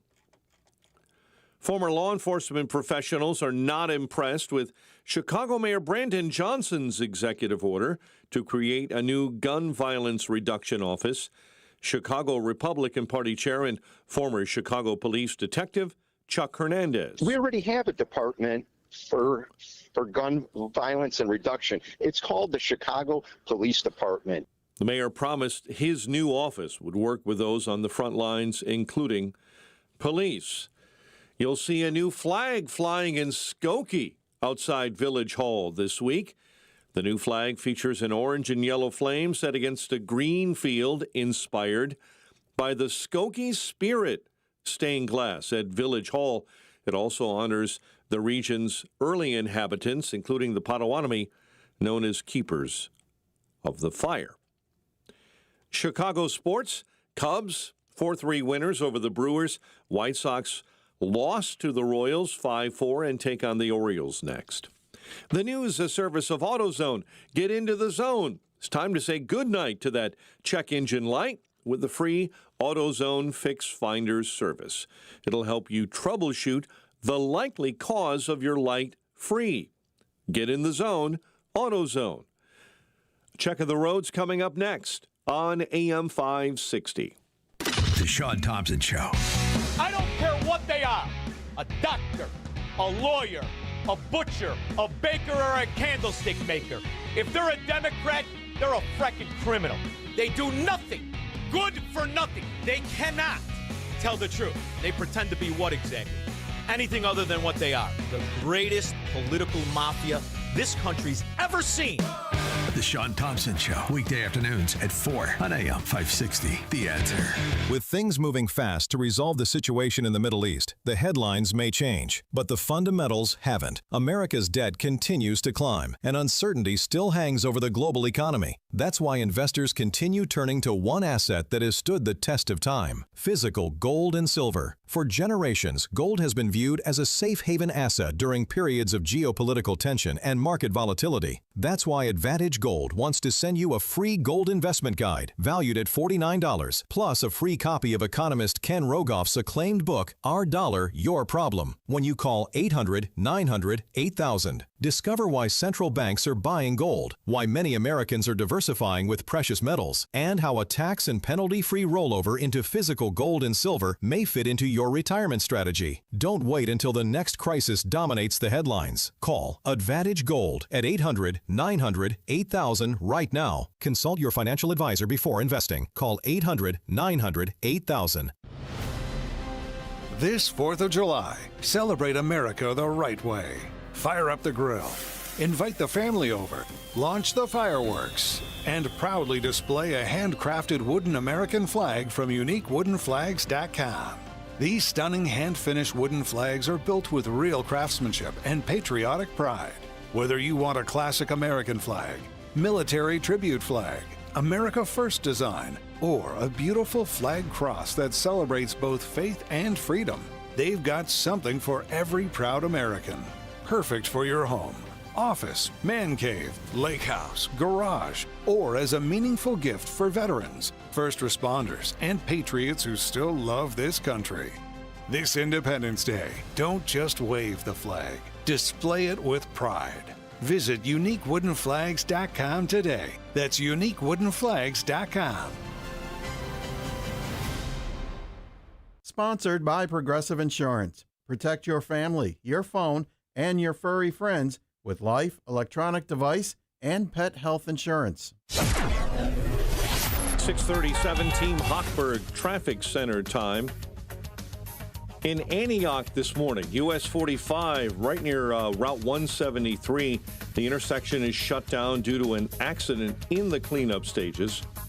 Southside, West Pullman neighborhood, just told you about the accident blocking Halstead now as the investigation shifts southbound from 125th to 127th. A disabled vehicle cleared off the Jane Addams eastbound right before Toohey. Stop and go on I-57 right at Genoa coming on the inbound side. Traffic, a service of the daily podcast of Chicago's Morning Answer and the Sean Thompson Show. Subscribe free, 560theanswer.com/podcast. Chicago's Morning Answer continues next. Now a check of your forecast in the Air Right Heating and Cooling Weather Center. Mostly sunny. A high near the record of 97, set back in 1954. Get the latest weather, traffic, and news updates online at 560theanswer.com. Now, from the Signature Bank Studios. If you're looking for the latest news, insight into what it means, and the sharpest opinion, there's only one station in Chicago where you can turn, and it's this one. We're AM 560, The Answer. Top of the morning, Dan Proft here. Not such a happy Pride Month for California State Senator Scott Weiner.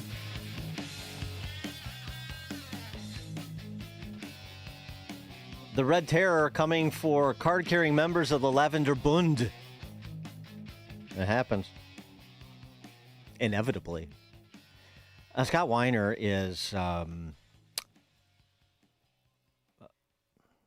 ostensibly as far identitarian left as you can get,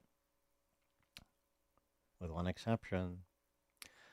He has sponsored and passed legislation to essentially walk California down the road to decriminalizing pedophilia. By the legislation was a midway step, but the path is clear. I mean, this is somebody that believes in using terminology like MAPS, minor attracted persons. The legislation would allow judges to judicial discretion on whether or not someone convicted of having sex with a minor would have to register as a sex offender. Can't always do it in one step, even in California, but his path is clear. So that's what he's into, decriminalizing prostitution, decriminalizing and knowingly infecting other people with AIDS. He, of course, supports mutilating children, sex changes for toddlers. He supports open-air drug markets. He supports ending cash bail. But he also supports or is not significantly hostile to one group, a group to which he is an affiliate as well. And therein lies the problem. Here comes the Red Terror for Scott Weiner, who's a gay man himself, at the Trans March in San Francisco over the weekend. This is how that went for the good state senator, who's the leading candidate to replace Pelosi in the House, to join the Daralizas and the AOCs.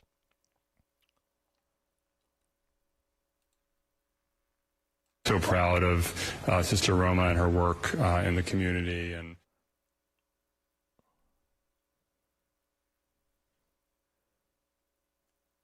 do we have the Weiner clip? There it is. Scott, I think your legislation on trans issues and your legislation specifically protecting queers on the sex offender registry is fantastic. I really applaud you for that, and I think you deserve to be here for that. But I think your housing policy, and specifically your housing policy aligning with YIMBYs, and I think your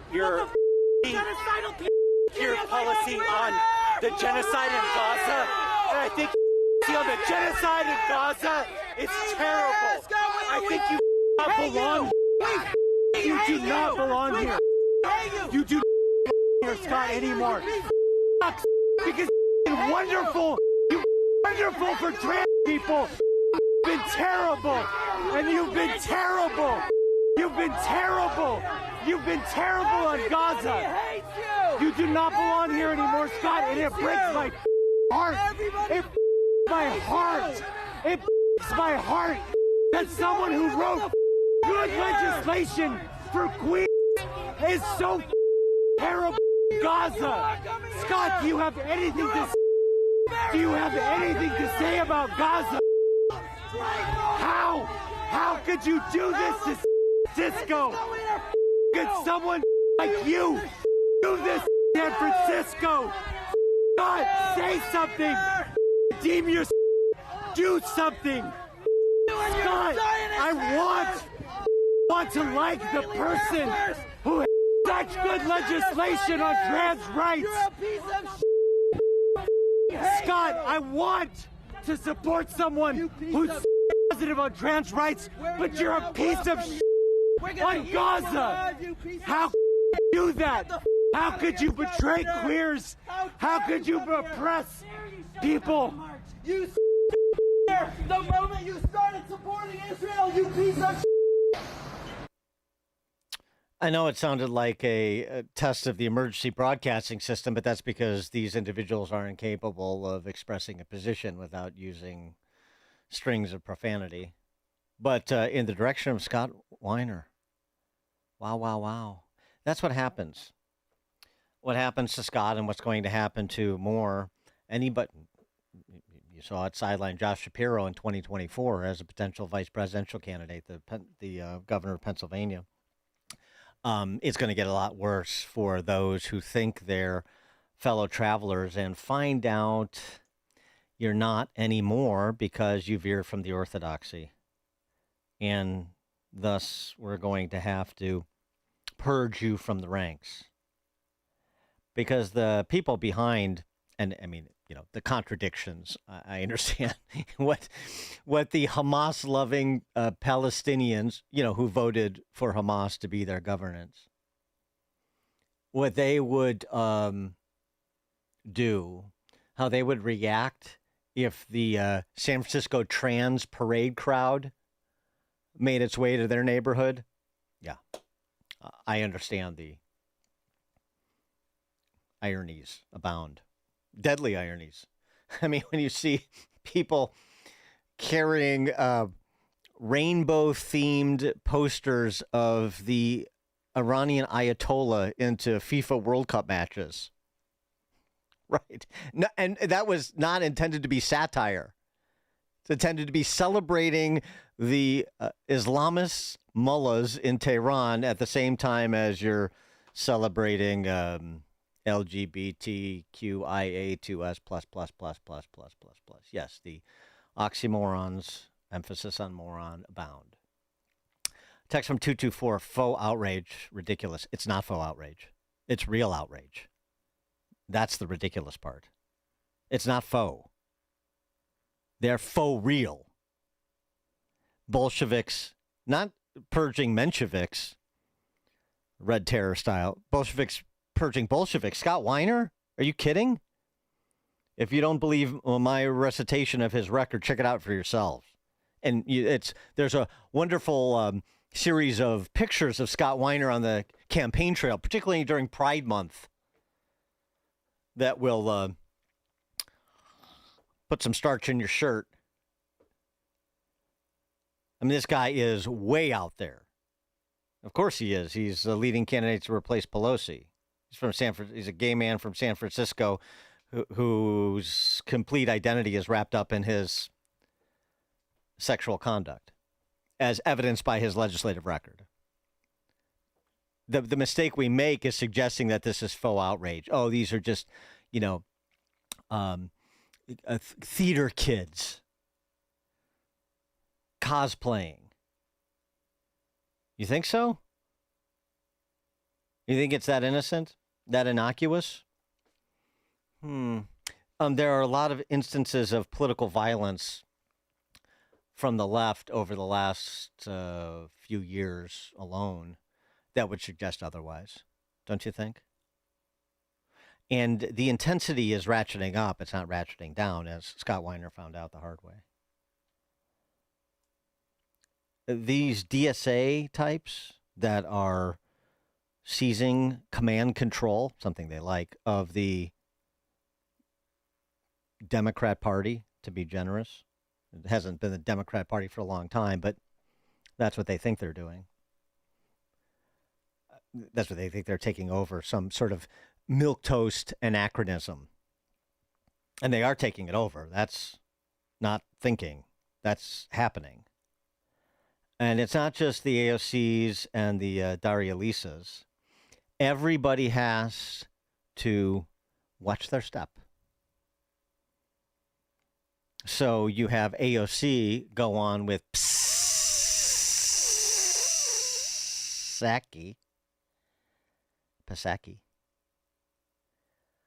to defend Daria Lisa. She better. And her positions, the same positions that Zohran Mamdani had before he was elected, well, before he was a candidate, the leading candidate for mayor of New York, and then he stopped saying abolish prisons. Didn't change his position, he just stopped saying it. And AOC and her team have come up with a wonderful pivot for Daria Lisa that you can probably expect her to adopt, because I'm sure that's come from the DSA central office. You have to provide space for the facade. She attended a pro-Palestinian rally in Times Square the day after the Hamas attacked Israel. She said she was worried about an outsized reaction that cost thousands of people their lives. She has not backed away from attending that rally. She deleted a Twitter account that had a number of posts that called for the abolishment of police and prisons. According to CNN in 2021, this is what there's a reference to. She posted, "A world without borders, just like a world without prisons or police, is possible and necessary and the only moral way forward." She's again has said those posts don't reflect who she is today. You do not speak for her. You speak for yourself. And I know she's tried to distance herself. She's probably under a greater level of scrutiny she's ever been in her life. But does any of that give you pause? I think that, as you said, she has indicated that she has regret over the way that she issued those statements. And I genuinely believe that the gravity and the responsibility of this role has a way of inhabiting you. And I genuinely believe that We have to give people the opportunity to occupy their beliefs within the gravity of becoming a duly elected member of Congress. You really do. Again, let me just regale you with that phrase so you internalize it. You have to give people the opportunity to occupy their beliefs within the gravity of becoming a duly elected member of Congress. Opportunity to occupy their beliefs within the gravity. I mean, that is Kamala quality there. The DSA is at the top of their game, and they need to be. Occupy their beliefs within the gravity of becoming a duly elected member of Congress.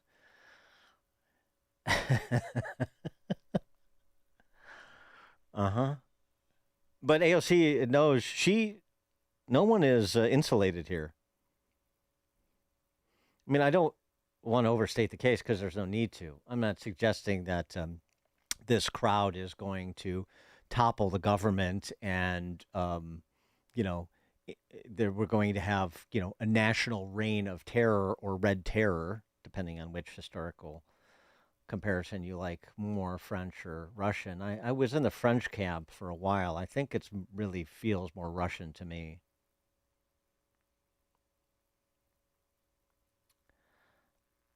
Interesting anecdote that was shared by a person who works for Center for Renewing America on the whole Weiner being cannibalized by his own. He writes, it reminds me of a story about the influential critical theorist and Marxist Theodor Adorno. Adorno had spent almost his entire career theorizing about how to tear down Western capitalism and replace it with some form of Marxism, communism, or socialism. Yeah, Daria Lisas founded an organization dedicated to eradicating Western civilization. So, it does have some relevance. This is back in the 60s. Adorno had worked at the Frankfurt Institute, of course he did, and had worked closely with Marcuse, so his credentials as an academic Marxist committed to the overthrow of capitalism were second to none. He also spent years training students to become Marxist activists. Adorno had prepared a set of lectures to be given at the Institute for Social Research, the Frankfurt School, beginning in April of 1969. When the first lecture began, it was promptly interrupted by two groups of leftist radicals. The first group got up and demanded Adorno submit a self-critique on the university's and his own relation to authoritarian governance, and they wrote on the chalkboard, quote, "Whoever allows Adorno's words to govern will live their whole lives under capitalism," unquote. After Adorno convinced them to let him finish his lecture, he tried to continue the lecture only to be interrupted again, this time by three women in leather jackets who went to the podium and bared their breasts while showering Adorno with rose petals and kisses. Unable to gain control of the situation, Adorno left and canceled the remaining lectures.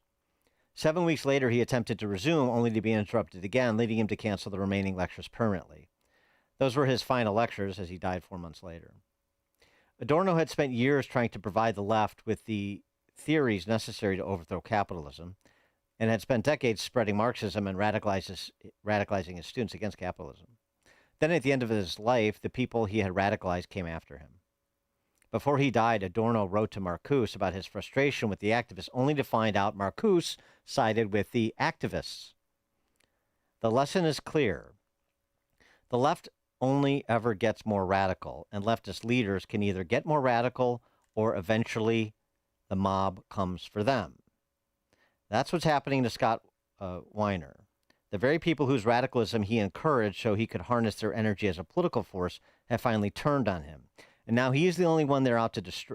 And now he is the one they are out to destroy because he is not radical enough for them anymore.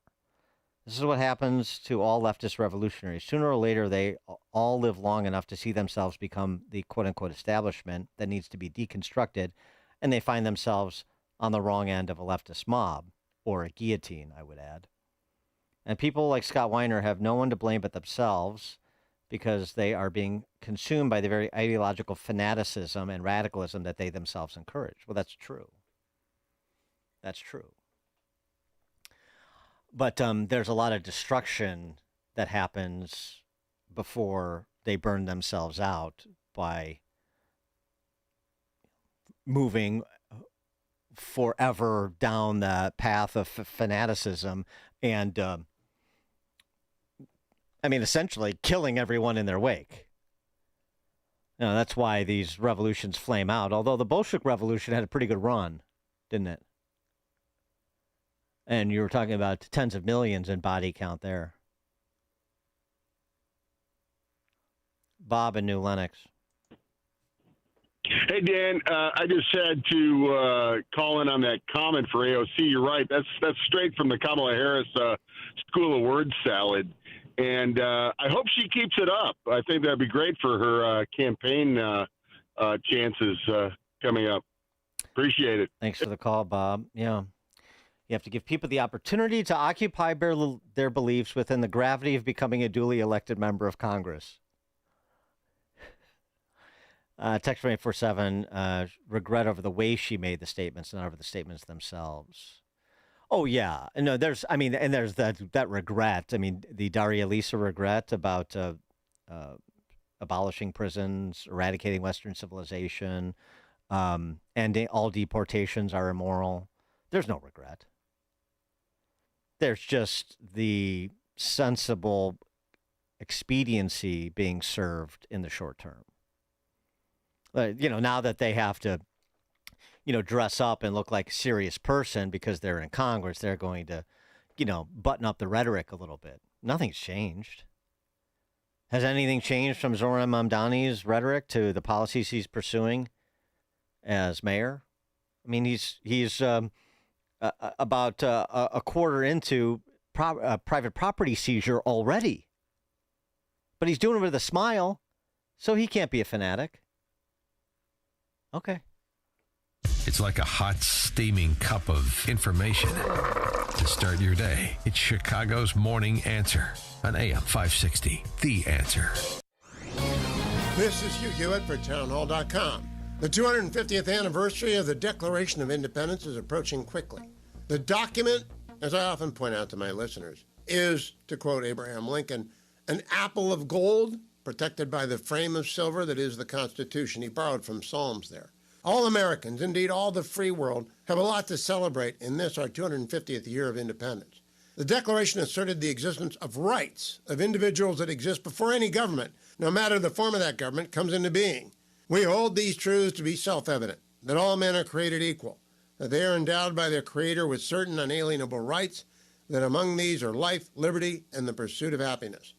The great day of the 4th is, from beginning to end, about love of our country because our country defends our individual rights, rights derived, back to the Declaration, from the laws of nature and nature's God. It is quite a gift that we have been given, a gift that needs to be defended.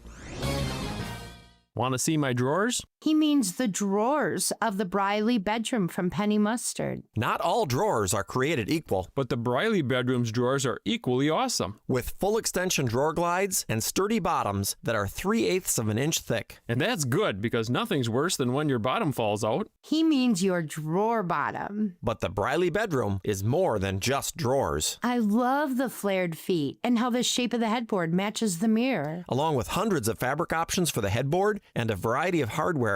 And drawer bottom strong enough to stand on. You know, if we dedicate this much time to the drawers, just imagine how well constructed the rest of the Briley bedroom must be. What are you waiting for? Come see my drawers. The Briley bedroom, American made with a queen bed, dresser, mirror, and nightstand, starting at $99.33 at Penny Mustard. 7 Chicagoland showrooms. PennyMustard.com. Better versions of the drawers people want. Penny Mustard Furnishing. AM 560. The Answer.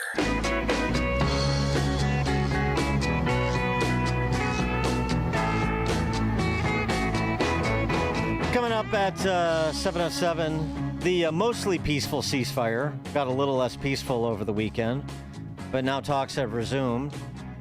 We're going to check in with Stephen Bucci on the state of play with respect to a cessation of hostilities in the Middle East. And we'll do that with Stephen Bucci at 7:07. We'll also talk a bit about that with Taki Theodorakopoulos at the bottom of the hour. It's now 7 o'clock on AM 560. He insists yet again Iran will not have a nuclear weapon. I'm Dave Anthony, Fox News. President Trump wrote that on Truth Social this morning. The day after posting, it's very possible Iran will never learn, and we will be forced to militarily complete the job, and Iran's Islamic Republic will no longer exist this amid more weekend fighting. Technical talks on fleshing out the proposed peace deal are reported by Reuters to be planned for Tuesday in Qatar, but the Iranian deputy foreign minister insists they have nothing in the diary this week. This after the United States and Iran agreed to end a recent renewal of violence. American strikes against Iranian targets near the Strait of Hormuz were met with attempted Iranian drone attacks on the U.S. military in Bahrain. The flare-up began with Iranian strikes on 2 ships attempting to transit the strait. Fox's Jonathan Savage. The price of oil is up 1%, but WTI has dropped recently to almost pre-Iran conflict levels. Gas has not fallen back to that yet. AAA's national average for regular $3.86 a gallon today. In another Truth Post this morning, the president urged people to report any gas station price abuses after demanding last week oil companies lower pump prices faster. More than 4 days after double earthquakes rocked Venezuela, they still dig through rubble looking for survivors. Thousands remain missing. More than 1,400 have died. And Fox's Nate Foy's in Caracas. This 17th-floor condo building fully collapsed. We spoke with a woman who has a cousin who is living on the 2nd floor, still holding out hope that she's alive. And we've had several aftershocks, which poses a damage for all these rescue workers. And there is just another strong aftershock a few minutes ago. The wildfire fight continues in Utah and Colorado, where 3 firefighters were killed over the weekend, 2 injured. The U.S. Wildland Fire Service says the deaths and burn injuries Saturday happened in Mesa County, Colorado, during a burn incident resulting in shelter deployment. That's an extreme emergency situation when fast-moving flames overtake the firefighters' position, leaving no way out. They lie on the ground under a quickly unpacked portable heat shield. That's Fox's Chris Foster. America's listening to Fox News. 75 degrees, sunshine, but very humid this morning, headed for a high of 94. And a heat wave is striking the state, much of the Midwest. Southeast Wisconsin, northwest Indiana under that same heat warning today. Joliet police say 4 were hospitalized after a South Suburban police chase ended in a crash on Sunday. Police say the officer and witnesses saw a Cadillac's driver run a red light at Black Road in Larkin, where the Cadillac struck a Chevy Cruze heading northbound on Larkin on a green light.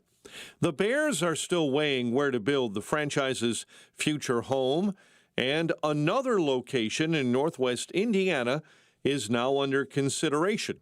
Soil drilling equipment was recently spotted at a property in Hammond just west of I-90, a short distance from the original Wolf Lake site. A Hanover Park man is accused of multiple violent crimes against his girlfriend.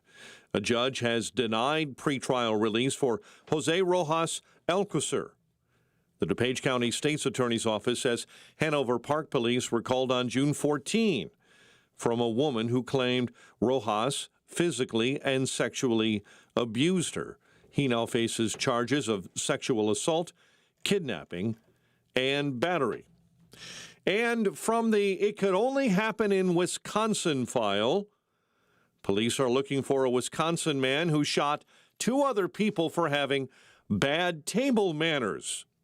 Authorities claim 41-year-old Thomas Redrick Williams opened fire at a wedding reception in Milwaukee last week after an argument broke out over a groomsman eating meatballs with his hands. A woman was shot in the arm and leg, while another man was shot in the back of the neck. Both victims remain hospitalized, and an arrest warrant has now been issued for Williams, who fled the scene. Chicago sports. Cubs claimed their 3-game road series over the Brewers with a 4-3 win, and the Royals beat the White Sox 5-4. The news, a service of the AM 560 Advantage. Join today, 560theanswer.com/join. A check of the roads coming your way next on AM 560. Alex Marlowe sees great numbers from the economy. We got 172,000 jobs. The forecast was 85,000 new jobs. So this is twice as much. The trend that we're accelerating, economists have underestimated job growth now 3 straight months, as noted. 3 months average widely considered a more reliable gauge. The Alex Marlowe Show.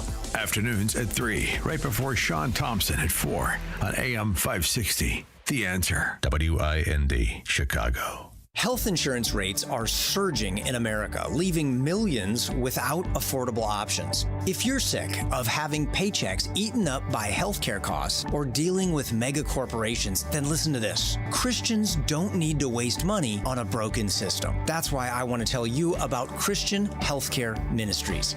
It's an alternative to traditional health insurance at half the cost. With CHM, fellow believers contribute monthly to help pay each other's medical bills. There's no enrollment period, so you can join anytime. And you aren't restricted to provider networks, so you choose the doctors and hospitals you want. It's that simple. CHM is not insurance. It's a ministry that puts faith into action. Feel the difference of financial support and biblical care from fellow believers. Join CHM today by visiting chministries.org/wellness. That's chministries.org/wellness. We wouldn't be celebrating America 250 if it wasn't for a strong foundation set by the framers. Hamilton built America's financial foundation on sound money, later embodied by the gold standard. But we abandoned that discipline in 1971 and have seen inflation erode the dollar's value. What's the foundation of your saving? Is it gold or something that can be devalued? Hi, it's Dr. Ron Paul, and I encourage you to speak with my friends at Birch Gold Group about diversifying an existing IRA or 401k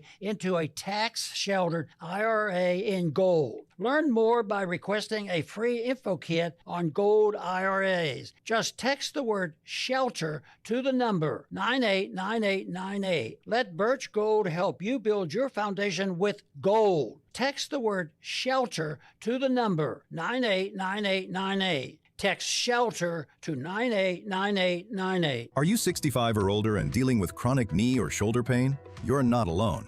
At the Joint Relief Institute, we've helped thousands find real relief without surgery. Our non-surgical, FDA-approved treatment uses hyaluronic gel that acts like a cushion between the bones in your knee. As we age, the cushion naturally wears down, causing painful grinding and popping. But our gel restores that cushion, allowing your knee to move smoothly again. Ready to stop the pain and get back to doing what you love? Call the Joint Relief Institute at 708-315-6800. Again, that's 708-315-6800. Move better, live better with JRI.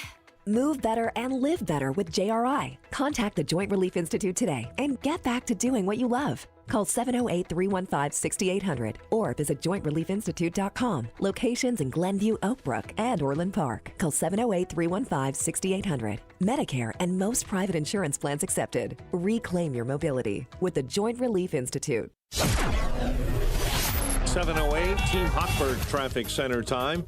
Accident right-hand shoulder this morning, Stevenson Expressway inbound right before Cass Avenue. Accident I-55 southbound right at US 52. And you have roadwork delays already this morning in the Route 53 construction zone between the Jane Addams, I-90, and Kirchhoff this morning. 8094, an accident eastbound just after Burr. Chicago's Morning Answer continues next. But first, a check of the forecast in our Air Right Heating and Cooling Weather Center. Today will be mostly sunny with the temperature reaching a high of 94 degrees, approaching the record high of 97 set in 1954. Expect breezy conditions this afternoon as we begin the first extended period of heat and humidity this season. Tonight will be very warm and very humid with a crystal clear sky with a low of 78 degrees. I'm meteorologist Jason Caterina on AM 560, The Answer. Get the latest weather, traffic, and news updates online at 560theanswer.com. This hourly segment is brought to you by the Alpha Wealth Group, bringing the trilogy of estate, tax, and investment planning together. Visit alphawealthgroup.com for a free report. Now, from the Signature Bank Studios, this is Chicago's Morning Answer with Dan Proft on AM 560. The Answer.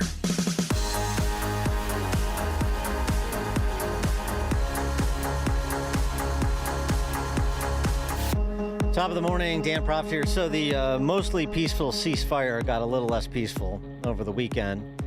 after the Iranians struck 2 separate commercial tankers that drew responses from the Trump administration Friday and Saturday, striking some 10 military targets, including targets that were struck before, which is a controversial point we'll get to. But first, U.S. Ambassador to the UN, Mike Walls, on Fox News Sunday with Shannon Bream, providing some perspective on those strikes. Basically, again, Trump demonstrating that he is willing to make the Iranians learn the hard way if they won't learn the peaceful way. If the Iranian regime thinks for a second that President Trump is going to stand by, while Iran continues to attack international shipping without a response, or our bases without a response, they're sadly mistaken. And they saw that loud and clear over the last few nights, where we'll continue to militarily, if needed, take down their infrastructure that they're trying to use to illegally control an international waterway. And Shannon, just one more point on that. That's not just the United States. That's the entire international community. A UN record, 143 nations have agreed with us that this is in violation of international law. Even the Chinese government has said you cannot be taking tolls or fees. Iran was apparently relying on Oman across the waterway to help it set up this new infrastructure. And now Oman, just yesterday, has rejected the idea of tolls or fees. So they're completely isolated here. President Trump's not going to stand for it. And meanwhile, we continue to move ships out by the dozens every day, and world oil prices are not just stable, they're dropping. So Iran's attempt to hold the world hostage and their economies hostage are completely failing. Perhaps, but in terms of what Iran's posture is with respect to tolling the strait, regardless of what Oman is saying, you had a senior Iranian military leader named Mohsen Rezaei who said, in fact, we are going to toll the strait.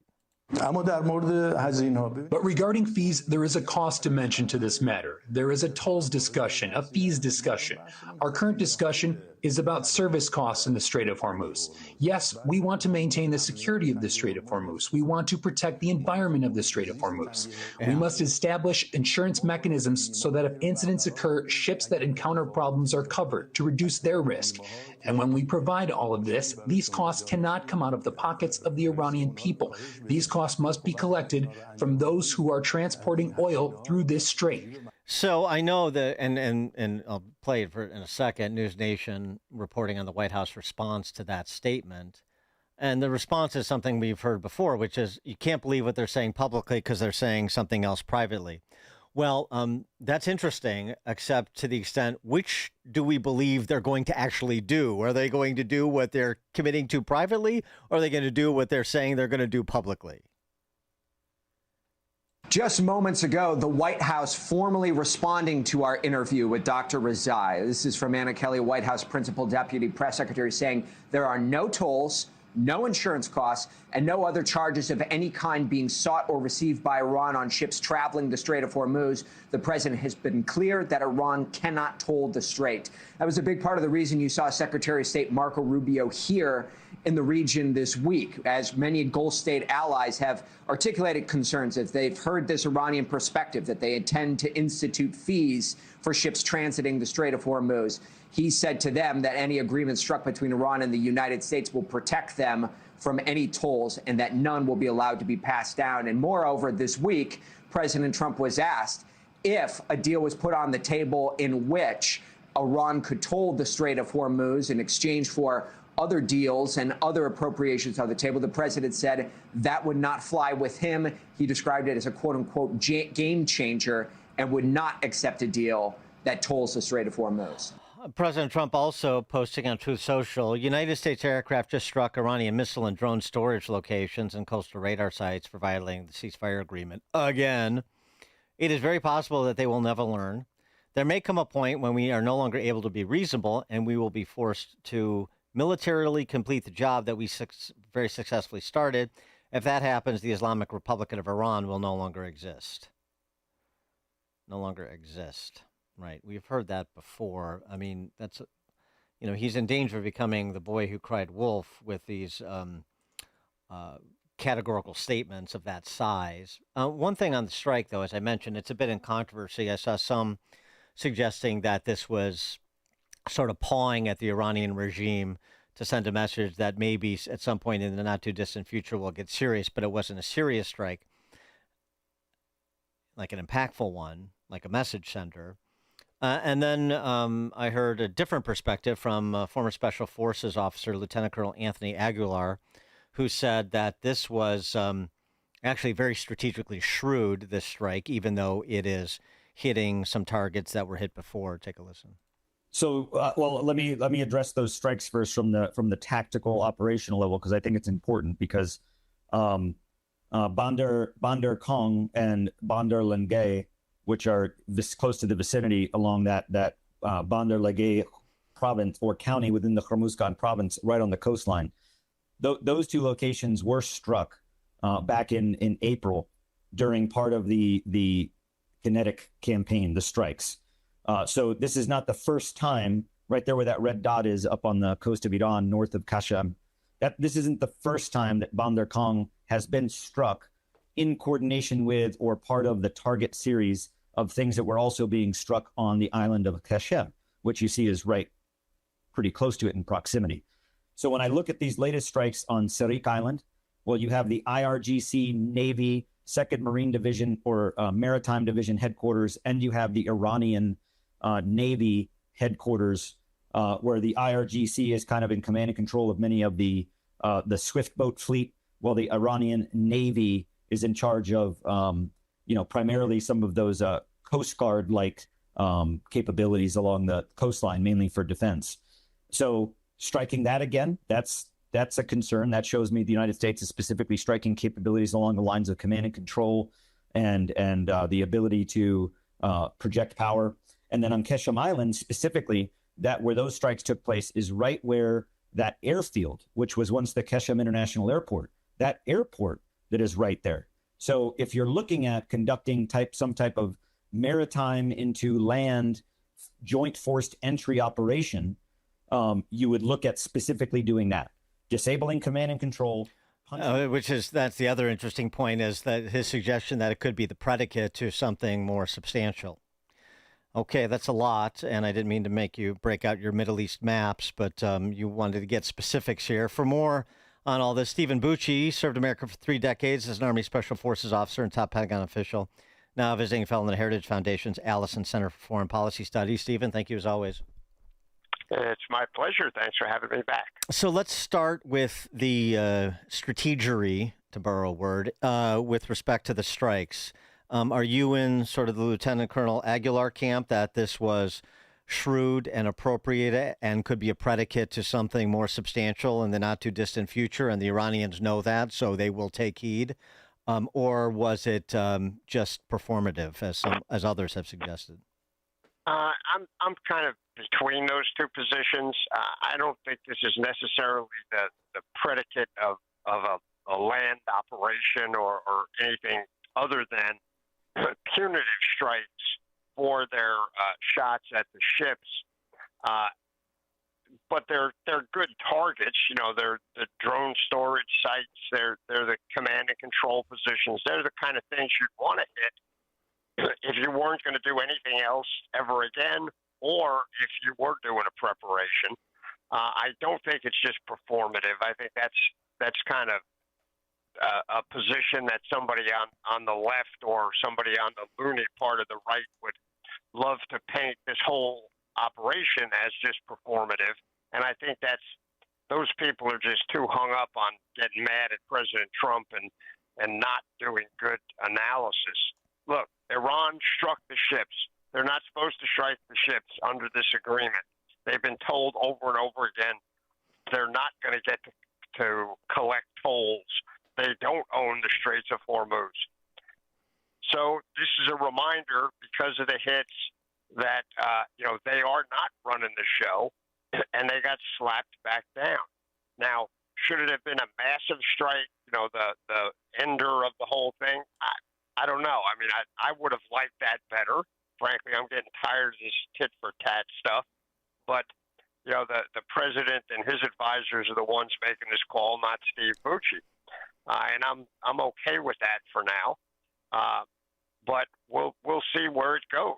I think Iran is still on the stupid side of the line and still thinking they're going to be able to bully us and the rest of the world into giving them their way. They are like the ultimate petulant child at this point. And President Trump is, I'm sorry to say, is tending towards being the overindulgent parent and giving them more than they should have. They should have gotten the spanking a while ago, in my opinion. But we'll wait and see. That could still be on the board, could happen as we're speaking for all we know. I don't think it is, but it could. And it could come at any minute. We don't have to do a massive deployment to do that. We've got all the pieces in place to do that kind of punitive enough's enough strike. But I don't think it's they're quite there yet. Another perspective, just trying to look at this in the light most favorable to Trump for the point of discussion. Another perspective from an Iranian is that there is dissension in the ranks between the hardliners and the slightly less hardliners. That the hardliners who don't want a deal have been outmaneuvered by and some of those who are looking for a deal. And the argument that's made is that Pezeshkian and the president, who's a puppet, of course, and Arghachi, the foreign minister, want a deal, and the hardliners don't. And they, along with Galibaf, have moved to sort of marginalize the opponents to the deal and silence any sort of public opposition to the deal. And the hardliners are starting to figure that out, but they're on their heels, as it were. And so while they're turning on each other and President Trump continues to, sort of, as you say, sort of play the game in a very restrained fashion, he's providing opportunity for that chaos within the regime to metastasize and maybe get a better deal than they want, maybe see some fissure that could be further exploited. I don't know exactly what the end game is, but I guess the predicate is to believe or not believe that there is this dissension in the ranks, there are these factions, there are these potential fissures forming, and that could work to our strategic advantage. Well, I think it's pretty clear there's dissensions in their ranks. There are different positions there. No one has gained complete control to run the government. There still at least have the fiction of these multi-headed government of the IRGC, the mullahs, and the politicians. And to your earlier question is we don't know which way they're going to go. Are they going to go with what they've signed, which one group has signed but not the others, or are they going to go with what they're saying, which we're getting multiple versions of that as well? It's still pretty wide open and Wild Westish. And one hopes that our intel and policy leadership have a better handle on where that stands than you and I might without access to the high-end intel. Mm-hmm. Hopefully we're still talking to the Israelis and not being stupid about that, and taking advantage of their intel that they have from people on the ground as well. But this is still kind of wide open, Dan. We really don't know which way this is going to go. We don't have the ability to say it's going to go this way and that's it, short of, the kind of massive bombing, like Russia did in Chechnya kind of bombing. We don't want to do that because there's a ton of people there, the majority of people by orders of magnitude, that are not the problem, that it's the leadership. So, will we go back to a kinetic response, heavier, again, hopefully targeted on those regime figures? Yeah, I think that's where we're probably going to go.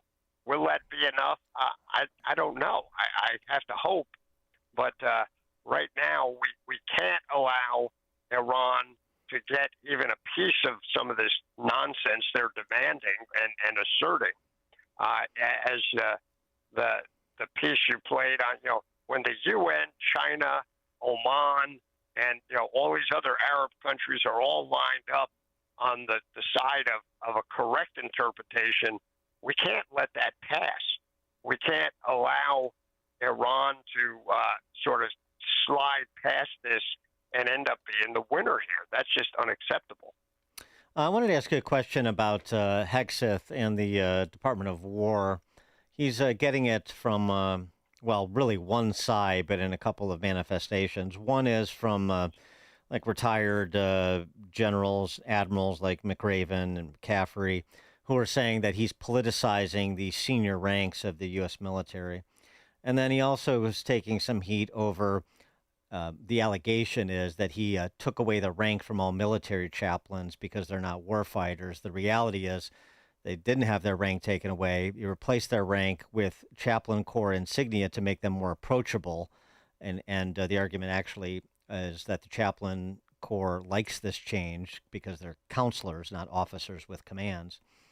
So this heat that he's taken, I mean, it seems to me one of the, and so correct me if I'm wrong, one of the best things that Hegseth has done is depoliticize the military ranks and move away from what had previously done. And of course, those who were supportive of the politicization that occurred under Biden see depoliticizing as politicizing. Exactly right.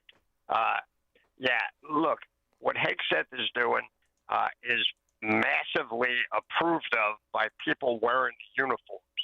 Now, Barry McCaffrey, you can strike off immediately. He's one of the most politicized general officers we've ever had, and you don't know which direction he's going to come from. And he's been away for a long time. He is not as well thought of as he thinks he is. Strike that one off. McRaven, a little different. McRaven had a good rep when he was in command. People thought well of him. This is a new thing for him to step in to the political side of it. And while I think he's a brilliant leader, I think he's wrong on this one. I don't think what Hegseth is doing is a problem. The chaplain stuff, that's really stupid. The criticism of it. Everybody knows they're still officers. They still have their rank structure. He's just in their day-to-day uniforms, having them wear their chaplain's insignia to emphasize their religious role as opposed to their chain of command role. I can guarantee you, if a chaplain walks up to a soldier and makes a correction on him because their uniform's not right, that kid knows that's a commissioned officer that's making that correction, and they're going to listen to it. So he's not, diminishing them at all. If anything, he's just putting a spotlight on their religious and counseling role, which is what the chaplains always want anyway. They are happy to act as officers. You might have had chaplains as jump masters and things like that, but they really see their role for the Lord in whichever way they define it as their primary role. So look, the retired generals and admirals are always going to have their axes to grind one direction or another, but you characterized it exactly right. The ones that are screaming now, for the most part, McRaven probably an exception, are the ones who we would have labeled as woke and they got ahead for DEI or whatever. They're really ticked about what Hegseth is doing.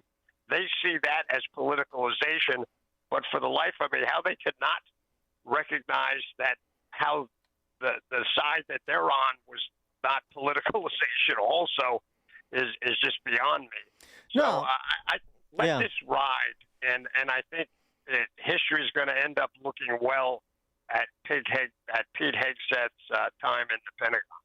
Yeah, no, I mean, I just understand, guys like Milley are probably upset. I paid for all these DSA memberships and nobody's using them, and so he's probably upset about that. Exactly.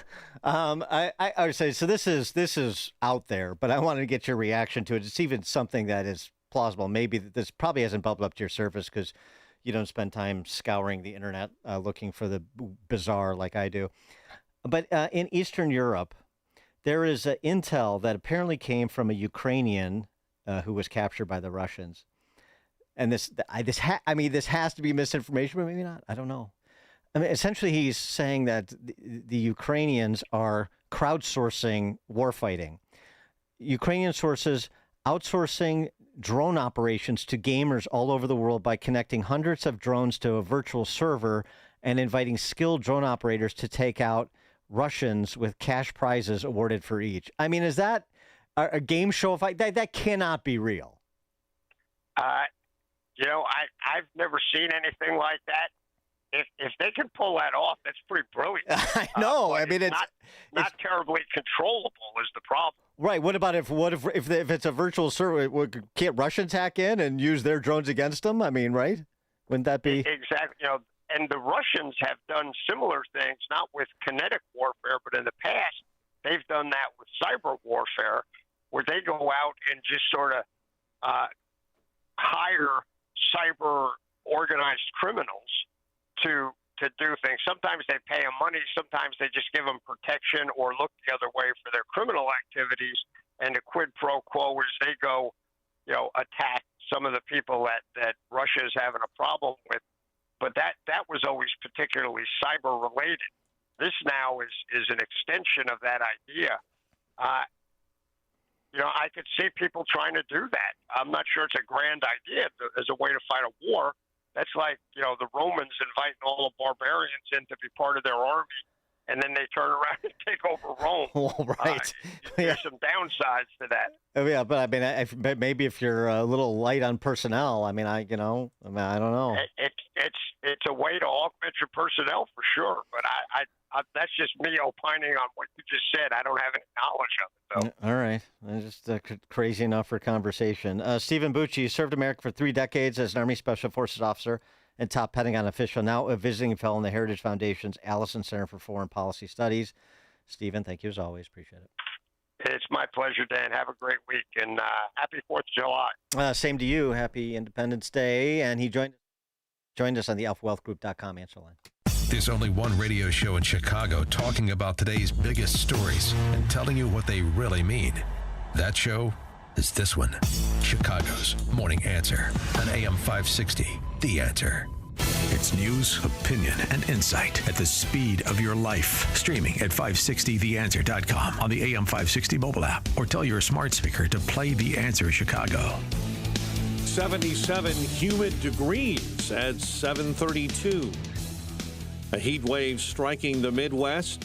National Weather Service says temps will be in the 90s throughout the week, and a heat advisory or extreme warning goes into effect today for the Chicago area, southeast Wisconsin, and northwest Indiana.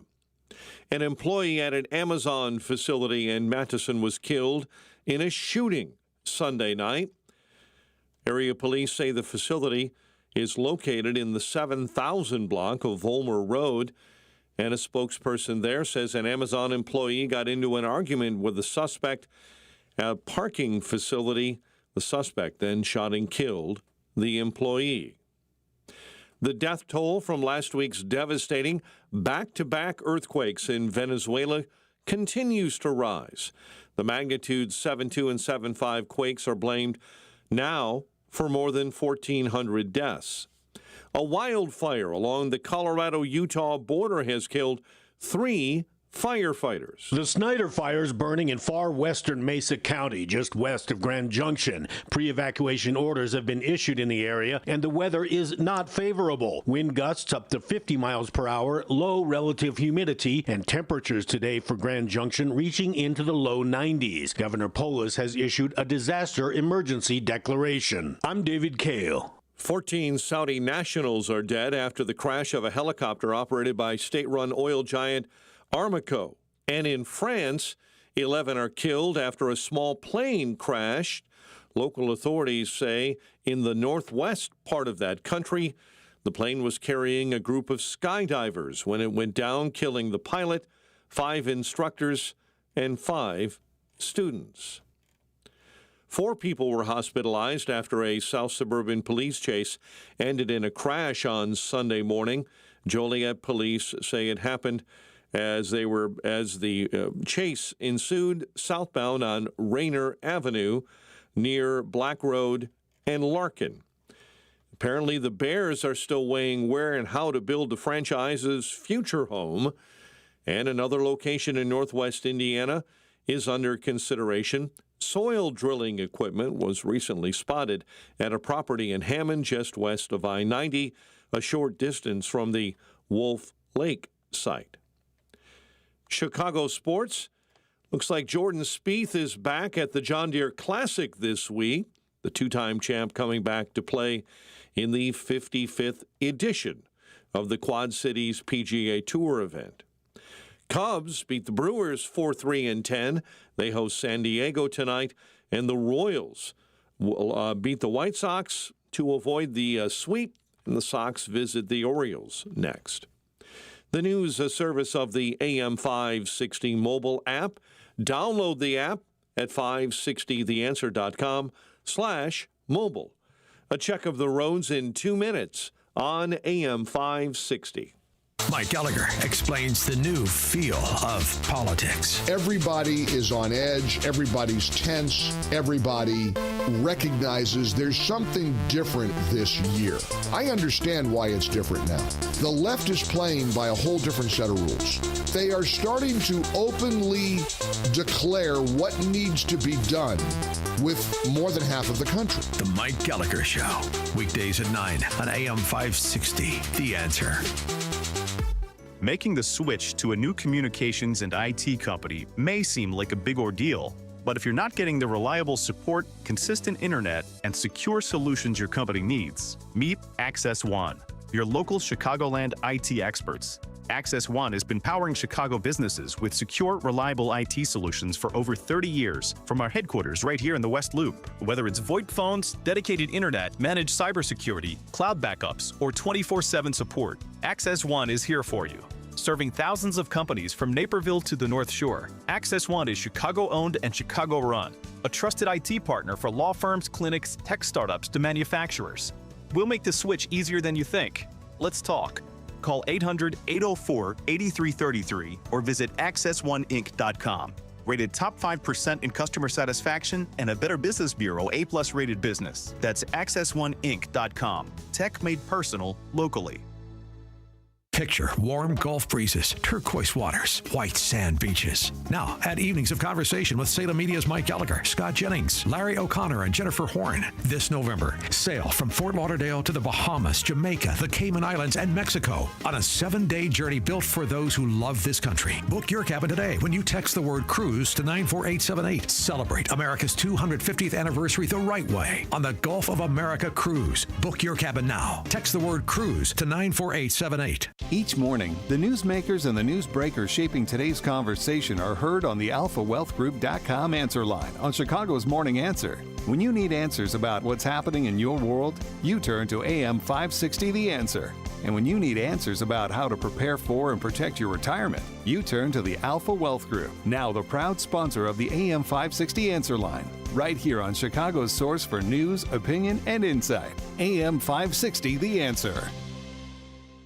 President Trump has triggered a $200 billion tech disruption, and Wall Street is asleep at the switch. This $200 billion investment in chip technology could make today's artificial intelligence chips obsolete. Technology that will make today's AI data centers a thing of the past, like IBM's old mainframes. While most investors are focused on old-fashioned AI, there are 3 companies quietly building a $1 trillion triangle that could transform every tech sector on Earth. These 3 companies are gearing up to develop and manufacture supercomputers the size of a dinner plate. Institutions like Vanguard, BlackRock, and State Street are pouring more than $200 billion into this AI revolution. Investment guru George Gilder has been predicting tech revolutions for more than 40 years, including the iPhone, Netflix, and Amazon. Now he's got his finger on 3 companies whose technology will change tech forever. Log on to TrillionDollarTriangle.com to find out which 3 companies are working on what could be the biggest tech disruption since the internet. TrillionDollarTriangle.com. That's TrillionDollarTriangle.com. A riddle brought to you by Progressive Insurance.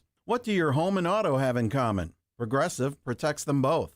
It was an easy riddle. Learn more at progressive.com. 7:39 Team Hochberg Traffic Center time. Bartlett, an accident. Army Trail and Munger. Addison, Rollwing Road, and Fullerton report of an accident. Glendale Heights report of an accident. Armitage and Terry.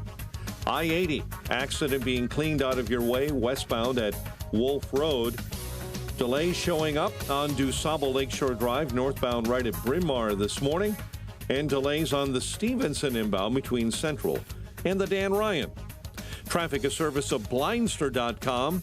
Thousands of homeowners have trusted Blindster.com for blinds that are easy to order, affordable, and guaranteed to fit. Blindster.com. Chicago's Morning Answer continues next. Now a check of your forecast in the Air Right Heating and Cooling Weather Center. Mostly sunny and a high near 94. Get the latest weather, traffic, and news updates online at 560theanswer.com. This hourly segment is brought to you by The Real Story with Jeannie Ives and Amy Jacobson. Heard weekday mornings at 11 on AM 560. The Answer. Now, from the Signature Bank Studios. If you're looking for the latest news, insight into what it means, and the sharpest opinion, there's only one station in Chicago where you can turn, and it's this one. We're AM 560. The Answer.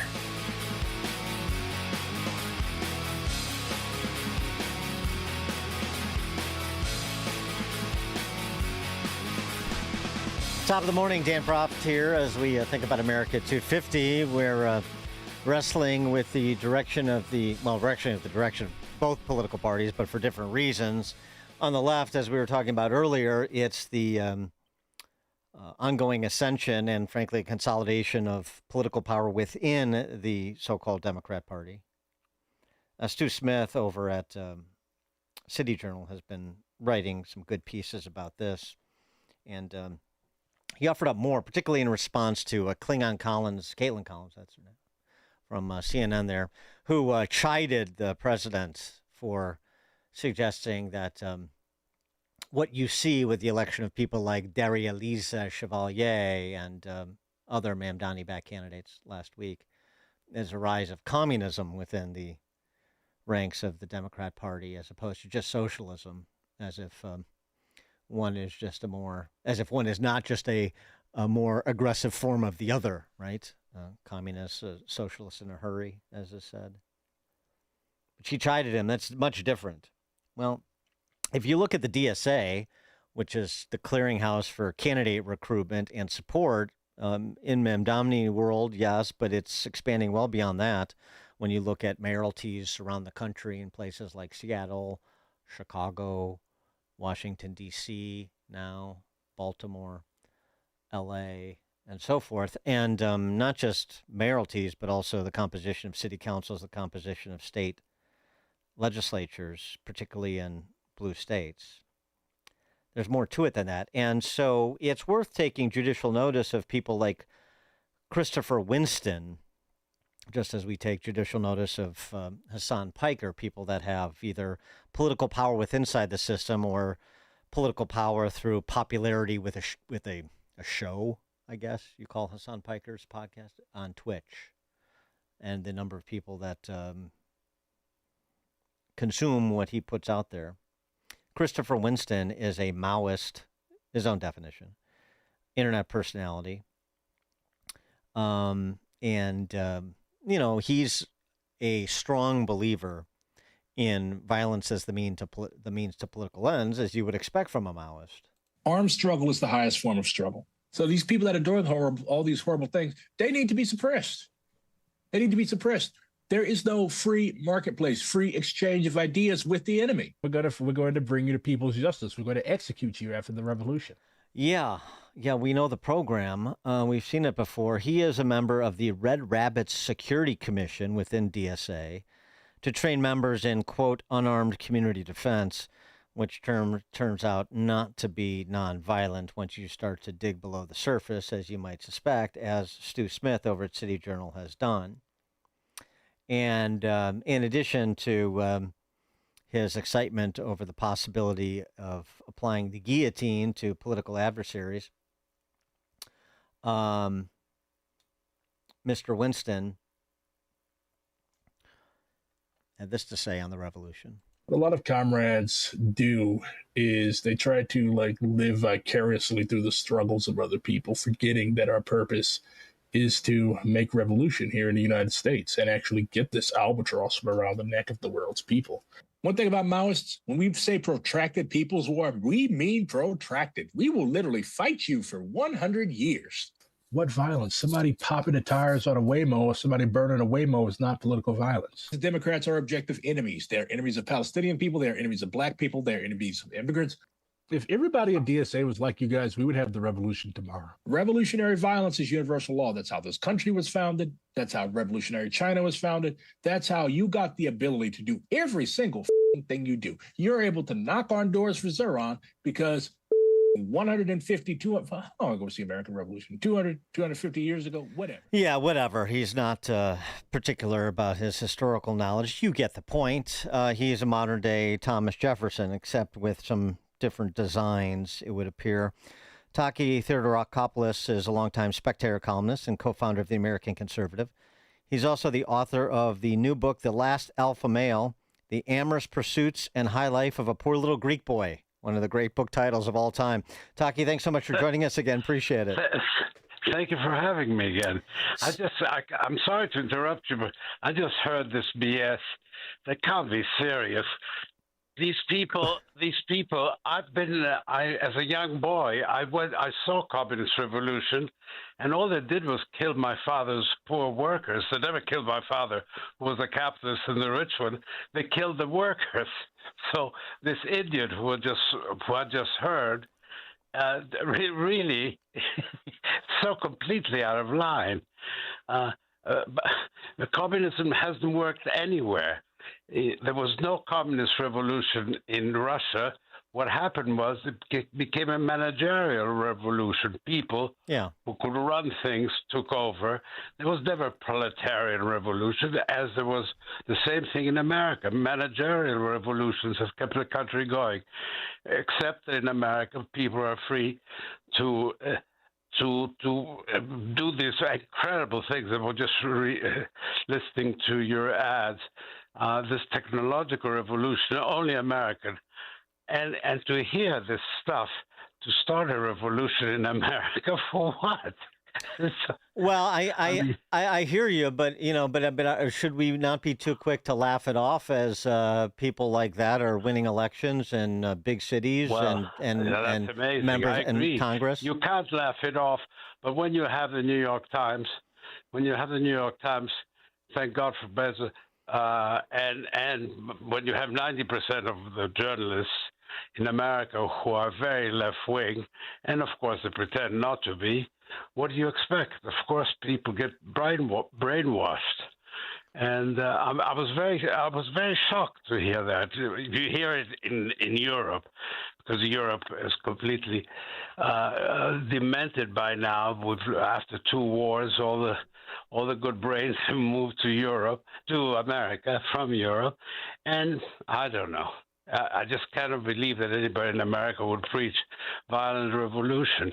We heard that stuff in the 60s during the war, but anyway. Well, no, I hear you, but also too, you're talking to people that arguably are less and less educated with each passing generation, and you hear a demagogue like that, and I'm just using him as an example. He's not material. Well, you hear a demagogue like that, sort of casting himself as the founders of the nation. This is just how we get things done, how we improve life for everybody. Yeah, but this guy Piker is not. He is educated, and he has been given platforms, and he should be. I'd like to take care of, have a little session with him in a small telephone booth. But anyway, just joking. A little Greek boy still got some fight in him. No, I know what you're saying. But I mean, that's a recognition that he is a problem, right? That he's dangerous. Yeah. Of course it's dangerous because people take him seriously. The professors, what they teach young people's minds are polluted by stuff like that. America is an oppressive capitalist society being taken advantage of by Musk. Musk didn't have a bean when he was born. He's self-made, like it or not. And he's from South Africa. He's been to 5 countries. And And I knew he was a brilliant man because he didn't marry Amber Heard. He had an affair with her. Johnny Depp married her. So we knew how smart he was. Yes, right. Yes, a great indication of good judgment. Right. Yes. Date, don't marry, to be euphemistic about it. Yes. So you wrote a piece about our sesquicentennial here. I mean, give us your top line perspective of America at 250. Well, I just couldn't get over the morality and wisdom of the founding fathers. You just can't get over it. They were almost perfect men. I went to a university founded by Thomas Jefferson, but they were almost perfect men. If man can be close to perfection, they all were. And of course, we haven't had such men since, and still America's become the greatest country in the world. But I just thought the wisdom of these people and how smart they were and how they could beat those bloody Brits who are bullies. And I just finished writing another column saying how for 200 years the Brits bragged about the sun never setting in the British Empire because they all, and now they're so busy bragging how the Indians and the Arabs who they suppressed have bought most of London, and how they bow and scrape in front of them at Ascot. I was at Ascot last week, and they were all bowing and scraping to them when you see these fat Arabs walking around. How things have changed. Well, this has not happened to America. It keeps improving, keeps getting better, and I just wanted to, very quickly. My father, there was 10,000 some Liberty ships for sale, 100,000 each, and they were given to ship owners. The ship owners who had lost ships during the war had the right to buy them. My father happened to have lost everything because all his factories were blown up by the communists. But he got Senator Smathers of Florida to introduce him to President Truman, who said to him 2 minutes. He said, I closed my factories, went to war against Germany and Italy. The communists blew up my factories. Can I have the right to buy, although I was not a ship owner before the war, to buy a Liberty ship? Yes, you do, and that's it. And, of course, then he became a major ship owner. But to show you, this could never happen in Europe. This could never happen anywhere else. Only in America, Truman saw the right, the man who had shut down his factories, not to be used by the Axis powers, and that lost them to violent communist revolution, should have the right, just because he wasn't a ship owner, to become one. You can't help but love that country. It's been good to me, too. You're a beautiful woman. Cheerleaders. Yes, and it's remembering 250 years of cheerleaders on the semi-quincentennial. Taki Therakopoulos, always entertaining, spectator columnist, co-founder of the American Conservative. The book, The Last Alpha Male, as you're hearing. Thank you very much for having me, Dad, and all the best to you and for the good job you're doing. Thank you, Taki. Great to talk to you all again. The best. Always Thank fun. You. And he joined us on the alphawealthgroup.com answer line. This is the morning show more Chicago radio listeners are choosing. This is Chicago's Morning Answer on AM 560. The Answer. It is that time of year again to save babies by providing ultrasounds with our friends at Preborn. You know how this goes. We've done it every single year at this time. All you have to do is pick up the phone and say, I want to provide a free ultrasound to a girl. Give her the chance to see the truth of what's happening in her body. Every $28 helps do that, saving one baby. $280 can do that, help save 10 babies. More does more. The phone number is 833-850-2229. 833-850-BABY. Join us saving babies with Preborn again this year. We're going to save hundreds of babies, one at a time, 2 or 5 or 10 at a time. That phone number again is 833-850-BABY. That's 833-850-2229. Or go online to 560theanswer.com/baby. It's a wonderful tutorial on judgment, judiciousness when it comes to the distaff side from Taki there. I very much enjoy that. Elon Musk has an affair with Amber Heard. Johnny Depp marries her. You see the difference? All right, looking to purchase a home? Call Team Hochberg, your trusted local lender with nearly 800 five-star Google reviews. Tom and Jenny, 2 kids, had outgrown their 1,000-square-foot apartment. With 640 credit scores and a combined income of $130,000 and limited savings, they called Team Hochberg for a free consultation. David answered their questions, introduced them to a realtor who found them a perfect home, and then helped them secure an FHA mortgage with just 3.5% down. Let's review. Before calling Team Hochberg, Tom and Jenny felt stuck in an apartment that no longer fit their growing family. After speaking with David, they secured an FHA mortgage and purchased their first home with only 3.5% down.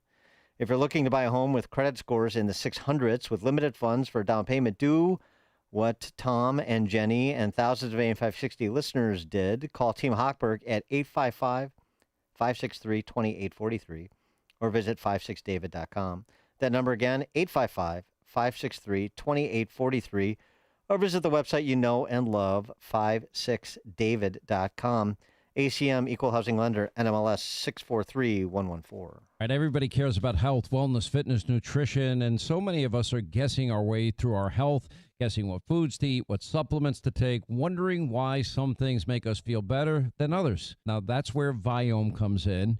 It's a simple, at-home gut health test that uses advanced RNA technology. It analyzes your gut microbiome to understand how your body is truly functioning in this moment. And from there, Viome then creates a personalized food and supplement plan designed specifically for your body. Right, Linda? You've been doing this. I have been doing it, and the test is easy. It's got great steps. It walks you right through.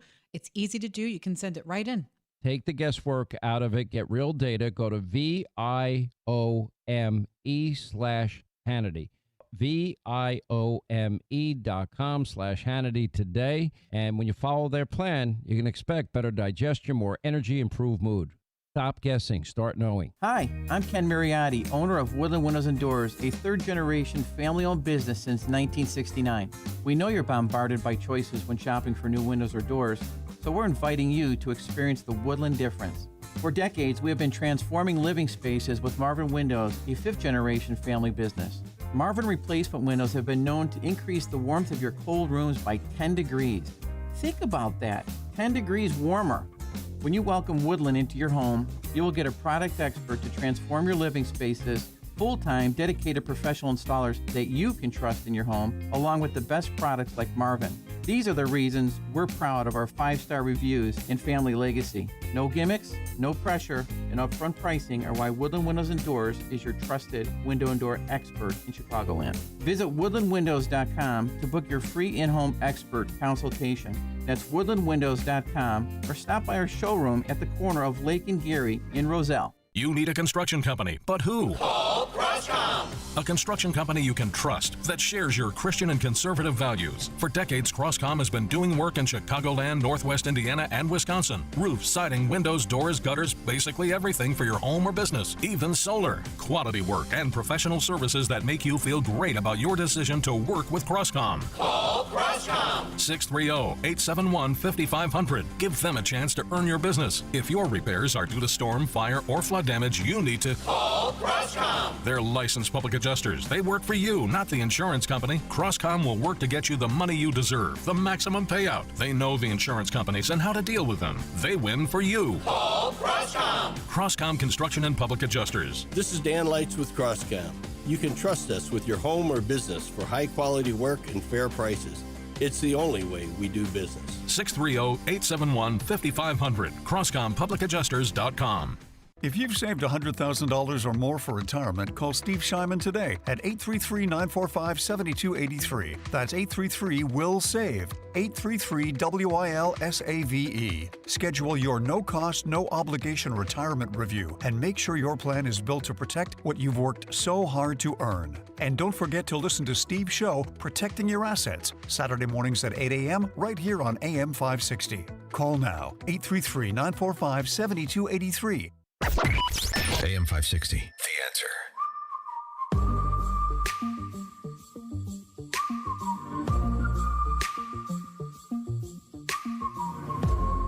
All right, coming up at 8:08, we'll talk to Law professor Ilan Werman about mandatory detention when it comes to people who have entered this country illegally. More on immigration at 8:08 with Professor Werman. Then the bottom of the 8 o'clock hour are America Stories. Now 8 o'clock at AM 560. He says Iran has requested a meeting.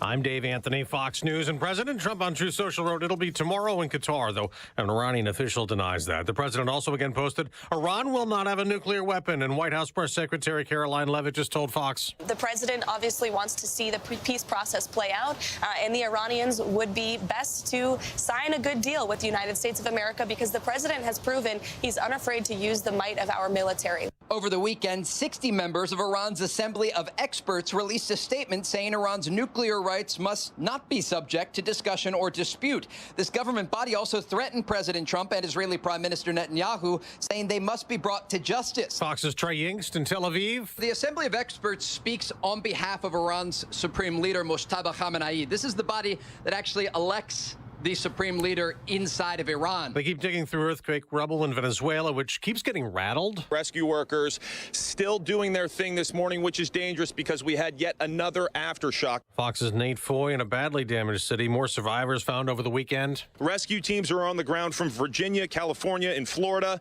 They're working with the State Department, and so is the U.S. military. 130 Marines are arriving here in La Guaira to help reopen the port so that badly needed supplies can reach the most devastated areas. The number of deaths tops 1,400. Thousands remain missing. An uncontained wildfire keeps raging in Utah. It's burned 145 square miles. Another fire across the border in Colorado killed 3 firefighters over the weekend, injured 2 more. In Kentucky, as Fox's Tanya J. Powers reports, a drastically different problem. Record amounts of rainfall resulted in catastrophic flooding and 4 deaths across Kentucky, prompting dozens of water rescues and evacuations. Governor Andy Beshear issued a warning for travelers on Sunday. Bridges have been wiped out. Entire roads have been wiped away, and there is still standing and moving water. America's listening to Fox News.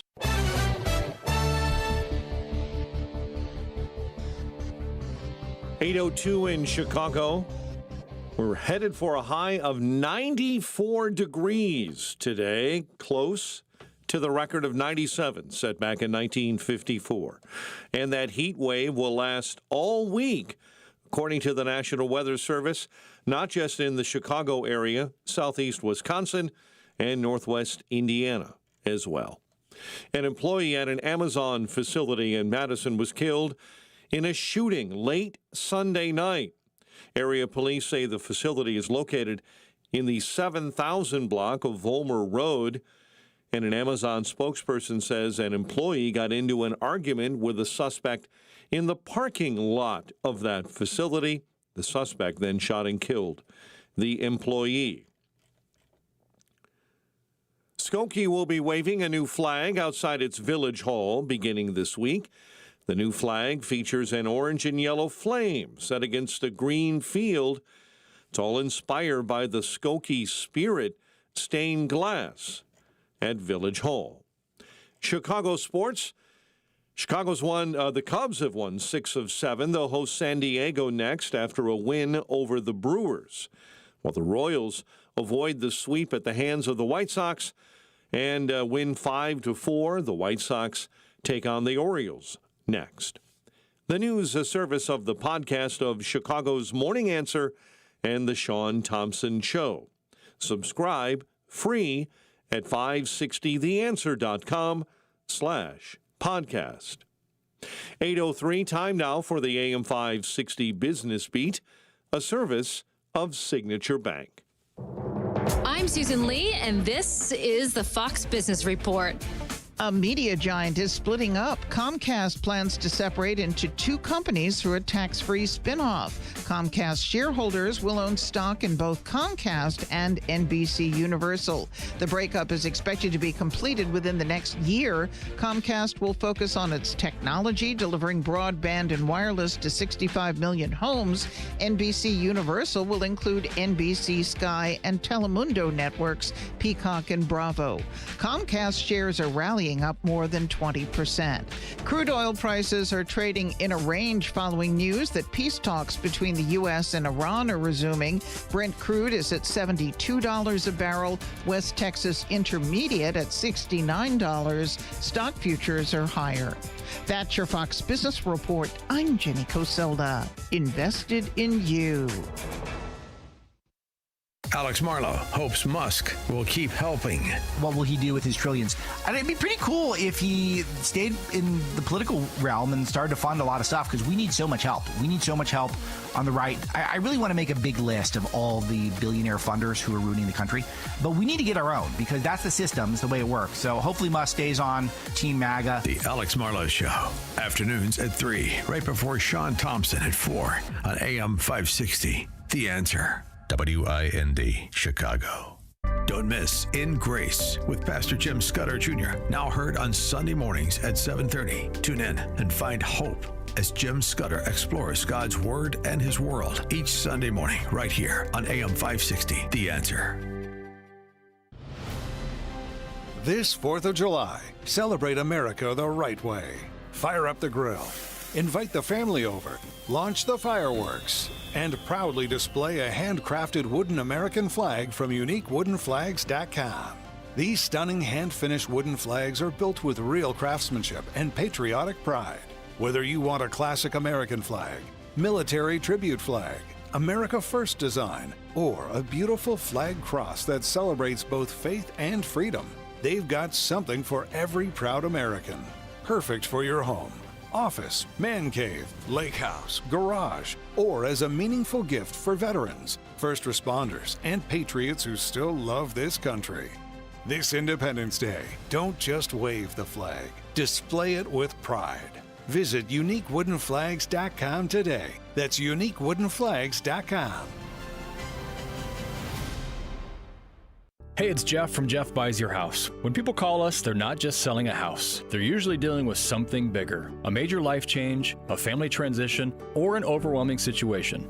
We recently helped a family in Aurora. Mom needed memory care, and her kids were trying to coordinate everything from out of town. The house was full of 40 years of belongings, and they were completely overwhelmed. They told us they didn't have the time or energy for repairs and a major cleanout. We bought the house as is and gave them the time they needed to take what mattered. Family photos, heirlooms, whatever they wanted. And we handled the rest. After closing, they sent us a note. You gave us time to grieve, not just sell a house. Since 2007, our veteran-led team has helped hundreds of Chicagoland families through difficult transitions with no pressure and no gimmicks. If you're ready for a no-obligation conversation, call us at 630-895-9530. That's 630-895-9530 or jeffbuysyourhouse.com. That's jeffbuysyourhouse.com. We wouldn't be celebrating America 250 if it wasn't for a strong foundation set by the framers. Hamilton built America's financial foundation on sound money, later embodied by the gold standard. But we abandoned that discipline in 1971 and have seen inflation erode the dollar's value. What's the foundation of your saving? Is it gold or something that can be devalued? Hi, it's Dr. Ron Paul, and I encourage you to speak with my friends at Birch Gold Group about diversifying an existing IRA or 401k into a tax-sheltered IRA in gold. Learn more by requesting a free info kit on gold IRAs. Just text the word SHELTER to the number 989898. Let Birch Gold help you build your foundation with gold. Text the word SHELTER to the number 989898. Text SHELTER to 989898. Take the journey of living a happy, successful, and meaningful life through God. Listen to It's Time with Dan Lights, Sunday mornings at 9 on our sister station, AM 1160. Hope for your life.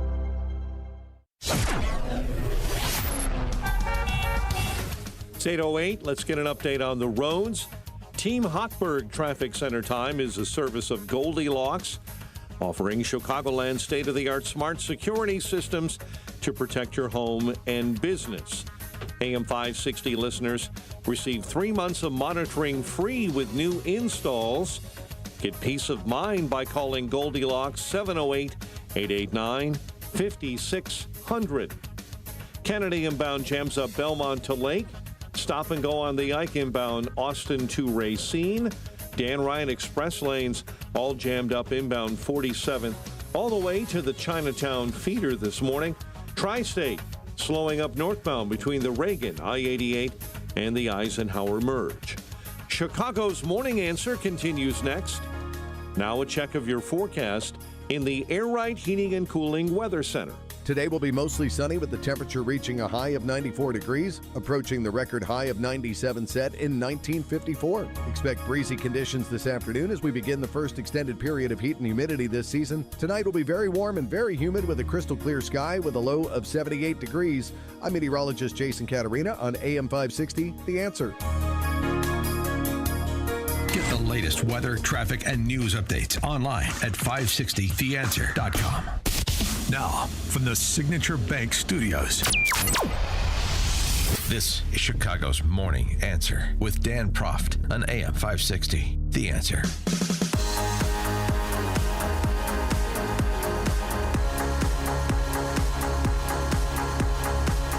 Top of the morning, Dan Proft here. So over the weekend, border boss Tom Homan assessing the job performance of the border security boys and girls so far. So it's already a success. Obviously, there is much more to do, but he called it a success when 60% of 800,000 criminal threats have been removed. 60% of 800,000, that's almost 500,000. He also talked about the nearly half of the 300,000 unaccompanied minors that went missing who have been found in one way or the other by DHS, all of the individuals that are on the job here. One of the things that is a legal issue, in addition to TPS, the case adjudicated last week that we were by the Supreme Court that we were talking about earlier in the program, the temporary protected status designation and who has the authority to confer and withdraw. In addition to the birthright citizenship case, which we're still waiting for the Supreme Court's opinion in that case this week, next couple days, they're on the clock, next 2 days, today and tomorrow. We got to the end of the month, that's tomorrow. There's another issue too, and that's mandatory detention, such that you're in a position to prevent the problem from being exacerbated while you're dealing with the problems that you inherited from the previous administration. And this is in part governed by the Illegal Immigration Reform and Immigrant Responsibility Act of 1996. Yeah, you know, the IRA of 96. Yeah, right. But it turns out to be an important piece of legislation because since the summer of 25, ICE has been taking a very aggressive position regarding who it deems to be, quote unquote, seeking admission, asserting that the mandatory detention provision in the law provides, applies to all non-citizens who enter the United States without inspection. And there's a lot of litigation surrounding the interpretation of the language in this statute that has significant policy implications.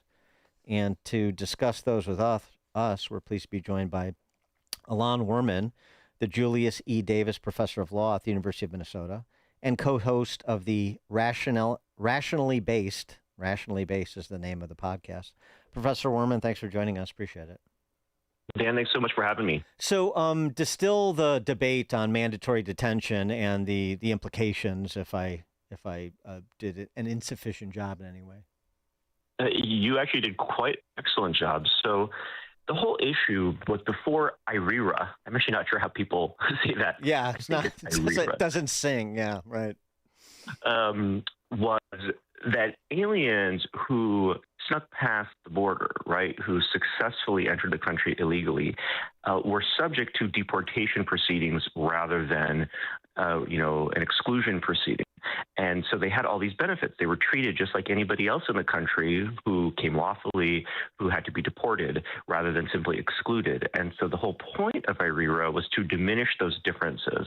And the way it did it is it mostly got rid of this distinction, right, between exclusion and deportation, and created this sort of universal removal proceedings. And what it did is it defined anybody arriving, okay, in the United States, which was an issue, by the way, last week, the Supreme Court. It defined anybody arriving in the United States or an alien physically present who has not been admitted to be an applicant for admission. So that's the whole point. Like, obviously, someone who snuck in is not literally an applicant for admission, but the statute deems them an applicant for admission, whether, again, arriving in or physically present without admission, because the whole point was to treat them similarly. And then there's this detention clause that says an applicant for admission who is seeking admission, okay, shall be detained. Okay, sort of pending a determination of their immigration status. And the question was, well, wait a minute, are applicants for admission, are all of them seeking admission, or is it some like special subset, like only the aliens arriving in are actually seeking admission? And the point that I think the Trump administration has made and the judges in favor of the Trump administration have made is the whole point of the statute was to collapse the distinction between the two, that an applicant for something is necessarily seeking something. Again, they're not literally seeking it, but they're also literally not applying for admission. The whole point is the statute designates them as being in this category of persons who should be mandatorily detained. So although there are arguments on the other side, I think the Trump administration has a much stronger argument in this regard, as we've argued on our podcast, Rationally Based, as you said, than most people think. So the point here is to say you have to make a distinction between someone who follows the lawful process and enters through a port of entry and does the application process as prescribed by law versus someone who breaks in, sort of sneaks in, as you say.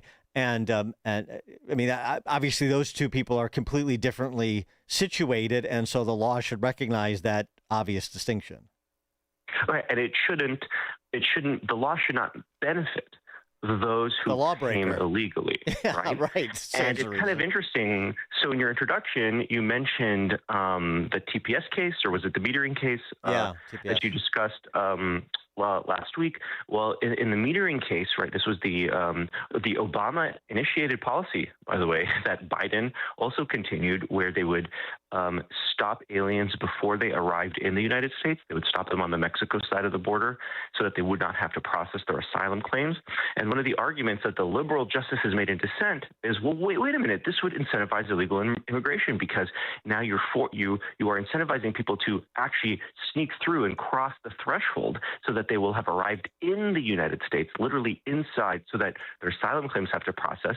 And they said that this is perverse. It incentivizes illegal immigration. Something that I sort of posted on social media was, I wonder if the liberal justices will remember that they said this when the mandatory detention case comes up, because the whole point is that the liberal side of that argument in the mandatory detention cases incentivizes illegal immigration. It benefits people who sneak in as opposed to arriving, at the border or port of entry and so on. So it's really interesting to see if they'll remember that they said that in the metering case.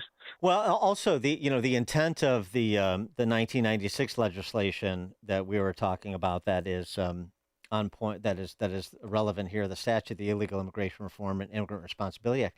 It was sold and heralded by Bill Clinton, who signed it into law, as cracking down on illegal immigration, and not just at the border, but in the workplace, in the criminal justice system, without punishing those living in the United States legally.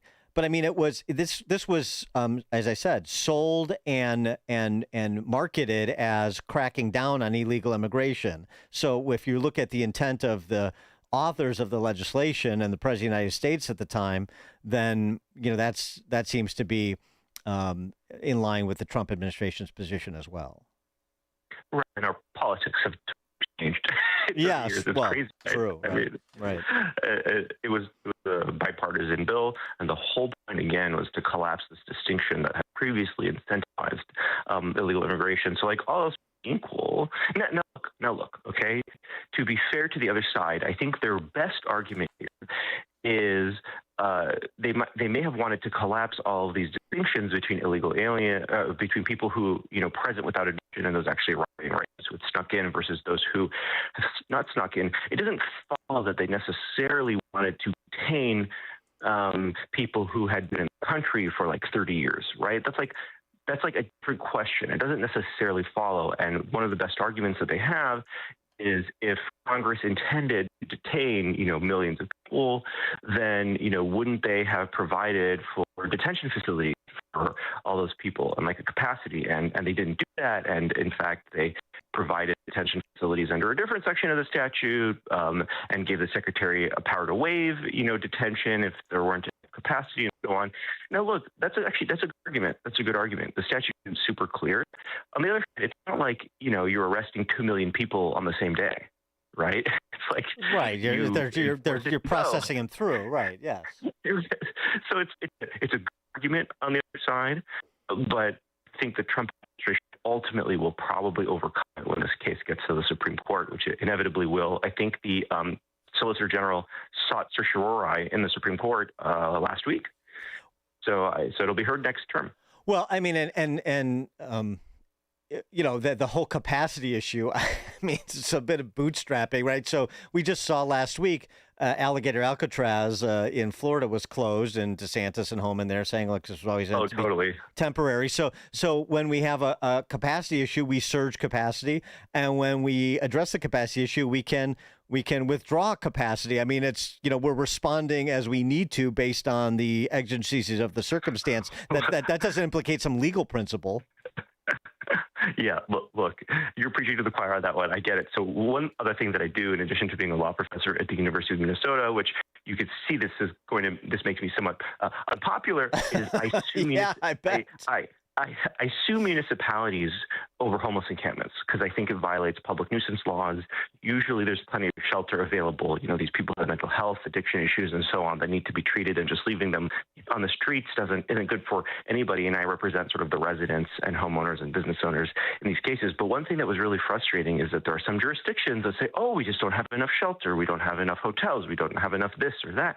And it's like when the influx of migrants came under the Biden administration, it is amazing how quickly they were able to shelter and house millions of people. And you're telling me, in Berkeley, California, you can't get like a sprung structure up for 200 people, in this neighborhood? It's ridiculous. This is a manufactured problem, not just when it comes to these, immigration capacity situations, as you said, but in the homelessness context too. So it's absolutely bootstrapping, as you said. It's absolutely manufactured. And so, I get it, and I agree. Wanted to get your take. I mean, while we have you, on the where the Supreme Court is going to come down on birthright citizenship and why, or more to the point, rather than handicapping, where you think it should come down on birthright citizenship. Yeah, fair enough. So as you may know, I'm sort of the one academic, sort of a serious academic who has filed a brief in support of the Trump administration's position here, which again, contributes to popularity at my liberal institutions. Yeah, you're really spoiling for it up there. Yeah. I know, Minnesota, like in the heart, but I love my faculty and they're my institution, and they're really, really good to me. And I wrote a long article questioning sort of the conventional wisdom on birthright citizenship.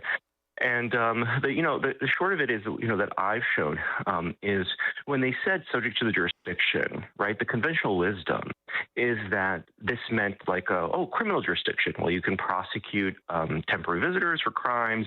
You can prosecute illegal aliens for crimes. So they're subject to the jurisdiction, and therefore their children are subject to the jurisdiction. But what I've shown is the Indian tribes are subject to federal criminal jurisdiction. For example, in the 1817 General Crimes Act, in the 1885 Major Crimes Act, and nobody said or thought that the Indian tribes were included. So criminal jurisdiction wasn't sufficient. And they told us what was sufficient. They said by subject to the jurisdiction, we mean a complete jurisdiction, legislative, executive, judicial, the same jurisdiction that the country exercises over its own citizens. And I've sort of shown that Juan Camargue was rightly decided, arguably, because lawful permanent residents who are domiciled in the United States are subject to that complete jurisdiction. But temporary visitors, can you conscript them into the military? The Union military authorities in Louisiana thought you could not conscript temporary visitors or children born in the United States to temporary visitors, right? So there are ways in which illegal aliens may not be, and temporary visitors may not be subject to this full and complete jurisdiction. Now, will they rule this way, Dan? Oh, I'm not optimistic. Yeah. I'm not sanguine, but I hope okay, look, they can take a statutory off-ramp and just say, look, Congress in the 40s and 50s, when it enacted the immigration laws, used similar language. They believed it was broad. And so we're not addressing the constitutional question. I think that would be a win for the Trump administration to just take this off-ramp.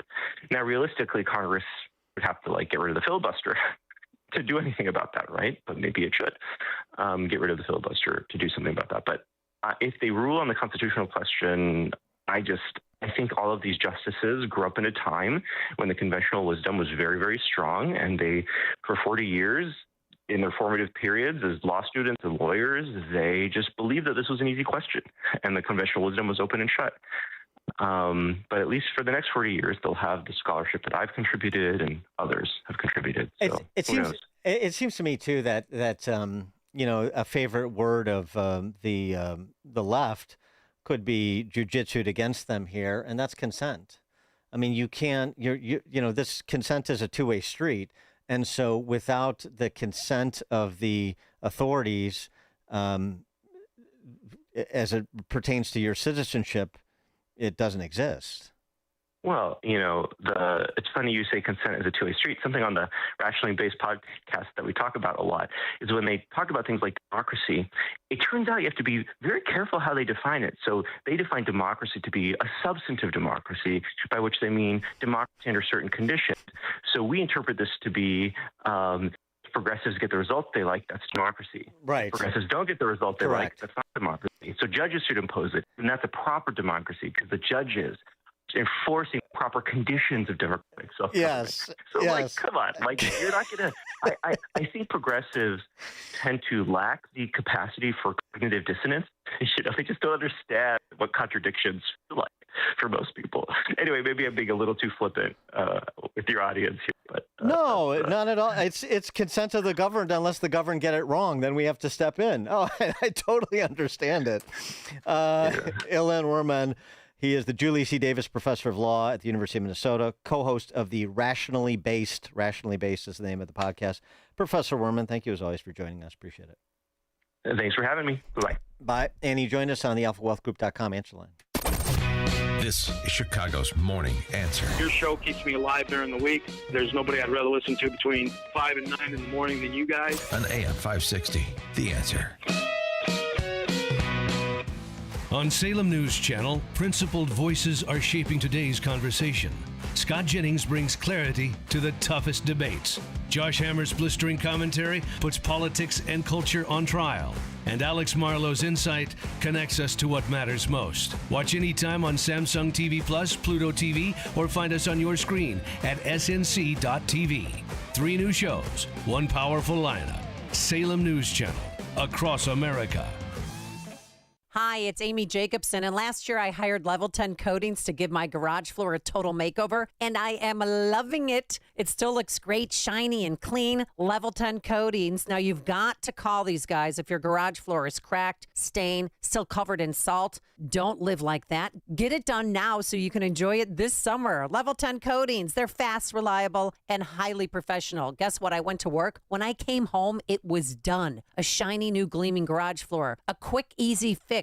And it's guaranteed never to chip or peel. Why? It's not an epoxy job. It's better. Level 10 uses polyurea, which is much better than epoxy. So schedule your free quote today and mention me, Amy, to receive $500 off. Visit level10coatings.com. That's level, the number 10, coatings.com. Or call 855-510-2628. Staff are local and ready to answer questions. Level 10 Coatings, your premier concrete coating experts. Making the switch to a new communications and IT company may seem like a big ordeal, but if you're not getting the reliable support, consistent internet, and secure solutions your company needs, meet Access One, your local Chicagoland IT experts. Access One has been powering Chicago businesses with secure, reliable IT solutions for over 30 years from our headquarters right here in the West Loop. Whether it's VoIP phones, dedicated internet, managed cybersecurity, cloud backups, or 24/7 support, Access One is here for you. Serving thousands of companies from Naperville to the North Shore, Access One is Chicago-owned and Chicago-run, a trusted IT partner for law firms, clinics, tech startups to manufacturers. We'll make the switch easier than you think. Let's talk. Call 800-804-8333 or visit accessoneinc.com. rated top 5% in customer satisfaction, and a Better Business Bureau A+ rated business. That's AccessOneInc.com. Tech made personal locally. Hello, everyone. Gary Sinise here. I'm thrilled to share that me and the Lieutenant Dan Band are returning to Cantini Park in Wheaton, Illinois, where we will be rocking for our vets. Join us on July 11th for the West Suburban Foundation for Disabled Veterans America 250 concert, saluting our veterans and supporting your veteran community. Tickets are on sale now at WSFDV.org, and I can't wait to see you there. Let's rock for our vets. It is that time of year again to save babies by providing ultrasounds with our friends at Preborn. You know how this goes. We've done it every single year at this time. All you have to do is pick up the phone and say, I want to provide a free ultrasound to a girl. Give her the chance to see the truth of what's happening in her body. Every $28 helps do that, saving one baby. $280 can do that, help save 10 babies. More does more. The phone number is 833-850-2229. 833-850-BABY. Join us saving babies with Preborn again this year. We're going to save hundreds of babies, one at a time, 2 or 5 or 10 at a time. That phone number again is 833-850-BABY. That's 833-850-2229.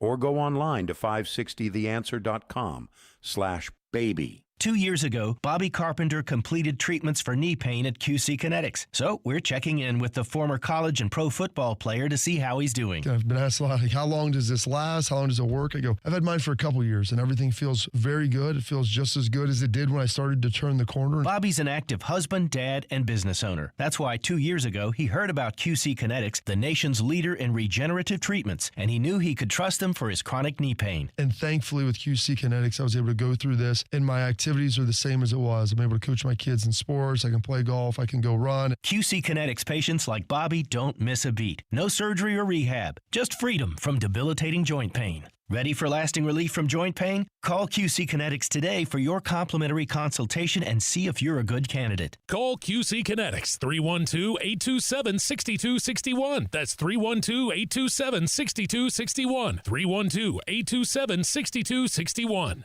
Each morning, the newsmakers and the newsbreakers shaping today's conversation are heard on the AlphaWealthGroup.com answer line on Chicago's Morning Answer. When you need answers about what's happening in your world, you turn to AM 560 The Answer. And when you need answers about how to prepare for and protect your retirement, you turn to the Alpha Wealth Group, now the proud sponsor of the AM 560 Answer line, right here on Chicago's source for news, opinion, and insight. AM 560 The Answer.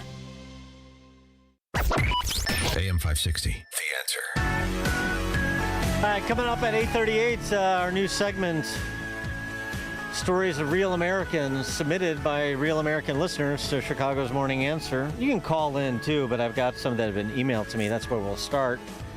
312-642-5600 if you want to call in, alphawealthgroup.com, call and text line. And as I said, we'll start with those Real American stories at 8:38. Now we check the headlines with Mike Scott.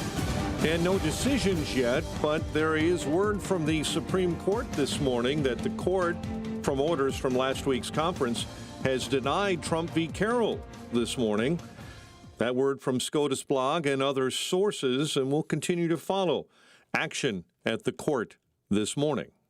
In our QC Kinetics newsroom, we're also following news from AccuWeather and our other weather sources, basically urging you to prepare this week for a major heat wave. An extreme warning going into effect today. Hot and humid conditions across southern and southeast Wisconsin and northwest Indiana. And a pair of local breaking stories we're following this morning. An employee at an Amazon facility in Matson was killed in a shooting late Sunday night. According to an Amazon spokesperson, an employee got into an argument with the suspect in the parking lot of that facility. The suspect then shot and killed that employee. A couple of hours ago, the CTA confirmed that an employee was shot and now confirms that that employee was killed on the far south side. The shooting, according to the CTA, happened around 4:15 this morning in the 9900 block of South State near the CTA Red Line station. According to police, the 57-year-old man was found with a gunshot wound to the chest, transported to nearby Advocate Christ Medical Center in Oak Lawn, and later pronounced dead. The identity of the CTA employee has not been released. The death toll from last week's devastating back-to-back earthquakes in Venezuela continues to rise, now pegged at more than 1,400. A wildfire along the Colorado-Utah border has killed 3 firefighters, sending 2 more to the hospital. The Snyder Fire is burning in far western Mesa County, just west of Grand Junction. Pre-evacuation orders have been issued in the area, and the weather is not favorable. Wind gusts up to 50 miles per hour, low relative humidity, and temperatures today for Grand Junction reaching into the low 90s. Governor Polis has issued a disaster emergency declaration. I'm David Kale. A 32-year-old man was critically injured, shot during a robbery attempt overnight Sunday in the River North neighborhood, according to Chicago police. And a 28-year-old man died early Sunday after a motorcycle crash in McHenry. It happened around 1:15 a.m. near Charles Miller Parkway and McHenry Avenue. Chicago sports: Cubs on their way back to the ballpark and hosting San Diego tonight. And that comes after a 4-3 win over the Brewers, while the Royals avoid the 3-game sweep at the hands of the White Sox with a 5-4 win. Sox visiting the Orioles next. The news, a service of the AM 560 store. T-shirts, hoodies, and more when you go to 560theanswer.com/store. A check of the roads in 2 minutes on AM 560. Hugh Hewitt sees a big win for Trump. They signed this big second reconciliation, which again, Speaker Johnson pulls a rabbit out of the house. I think this guarantees that the wall will be finished. They have 2.5 years now to finish the entirety of the wall, if it's not already done, to finally seal the southern border with a physical barrier. The Hugh Hewitt Show. Afternoons at 2, right before Alex Marlowe at 3 on AM 560. The Answer.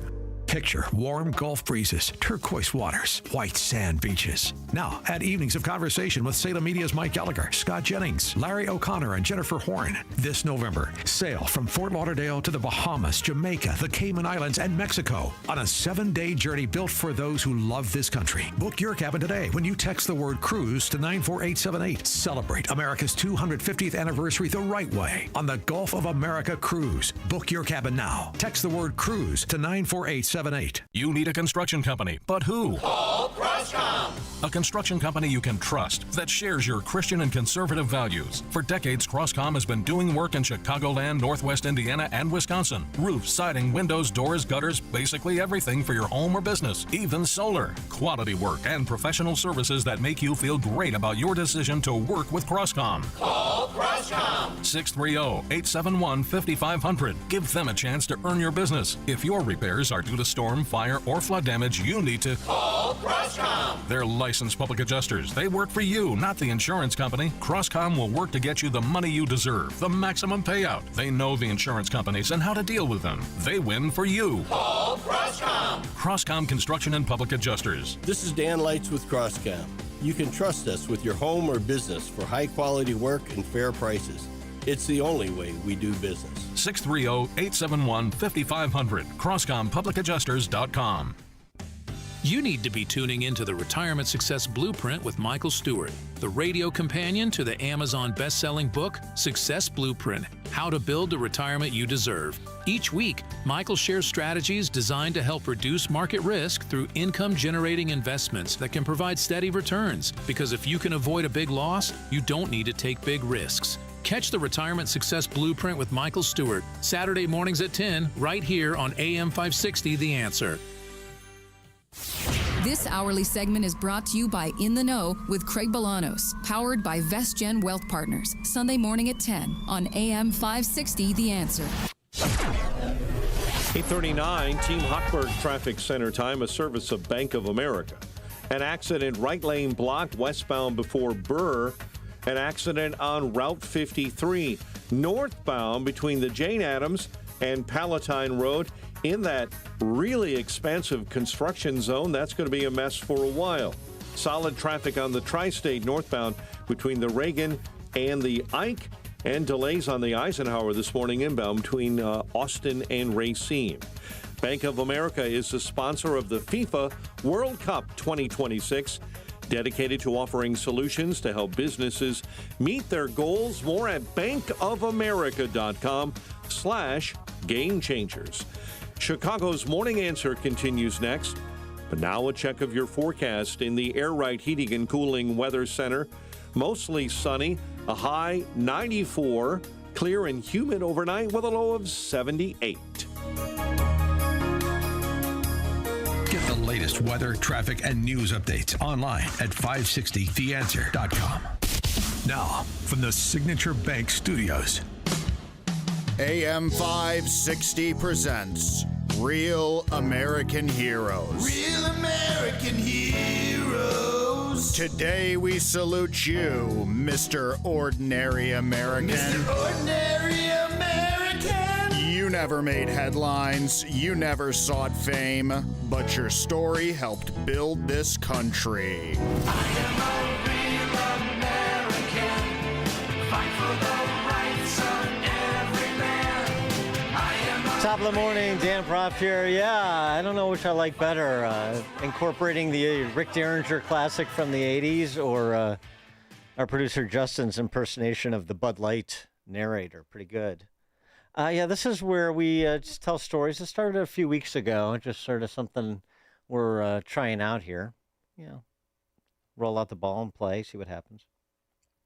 Of people submitting stories about Americans we should know that we don't otherwise know because they're ordinary Americans, but they exemplify what it means to be an American, living lives as good citizens and providing an example of what it means to be an American to future generations so we can preserve this little experiment in self-governance we've got going for 250 years. So we've told a couple of these stories, and we've got more submitted. You can just email me directly if you want to submit a story, dan@danproft.com, dan@danproft.com. Or you can call in, text in, 312-642-5600, alphawealthgroup.com.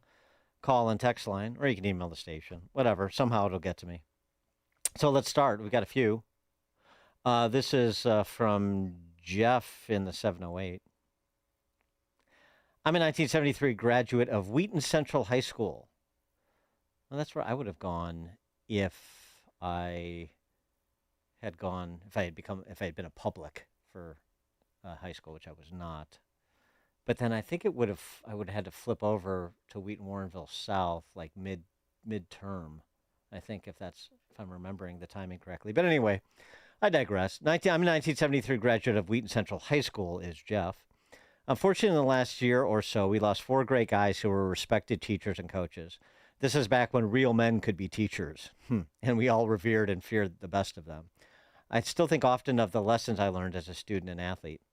The names are Lyle Morrow, Jim Hume, Ed Ewalt, and Ralph Hetherington.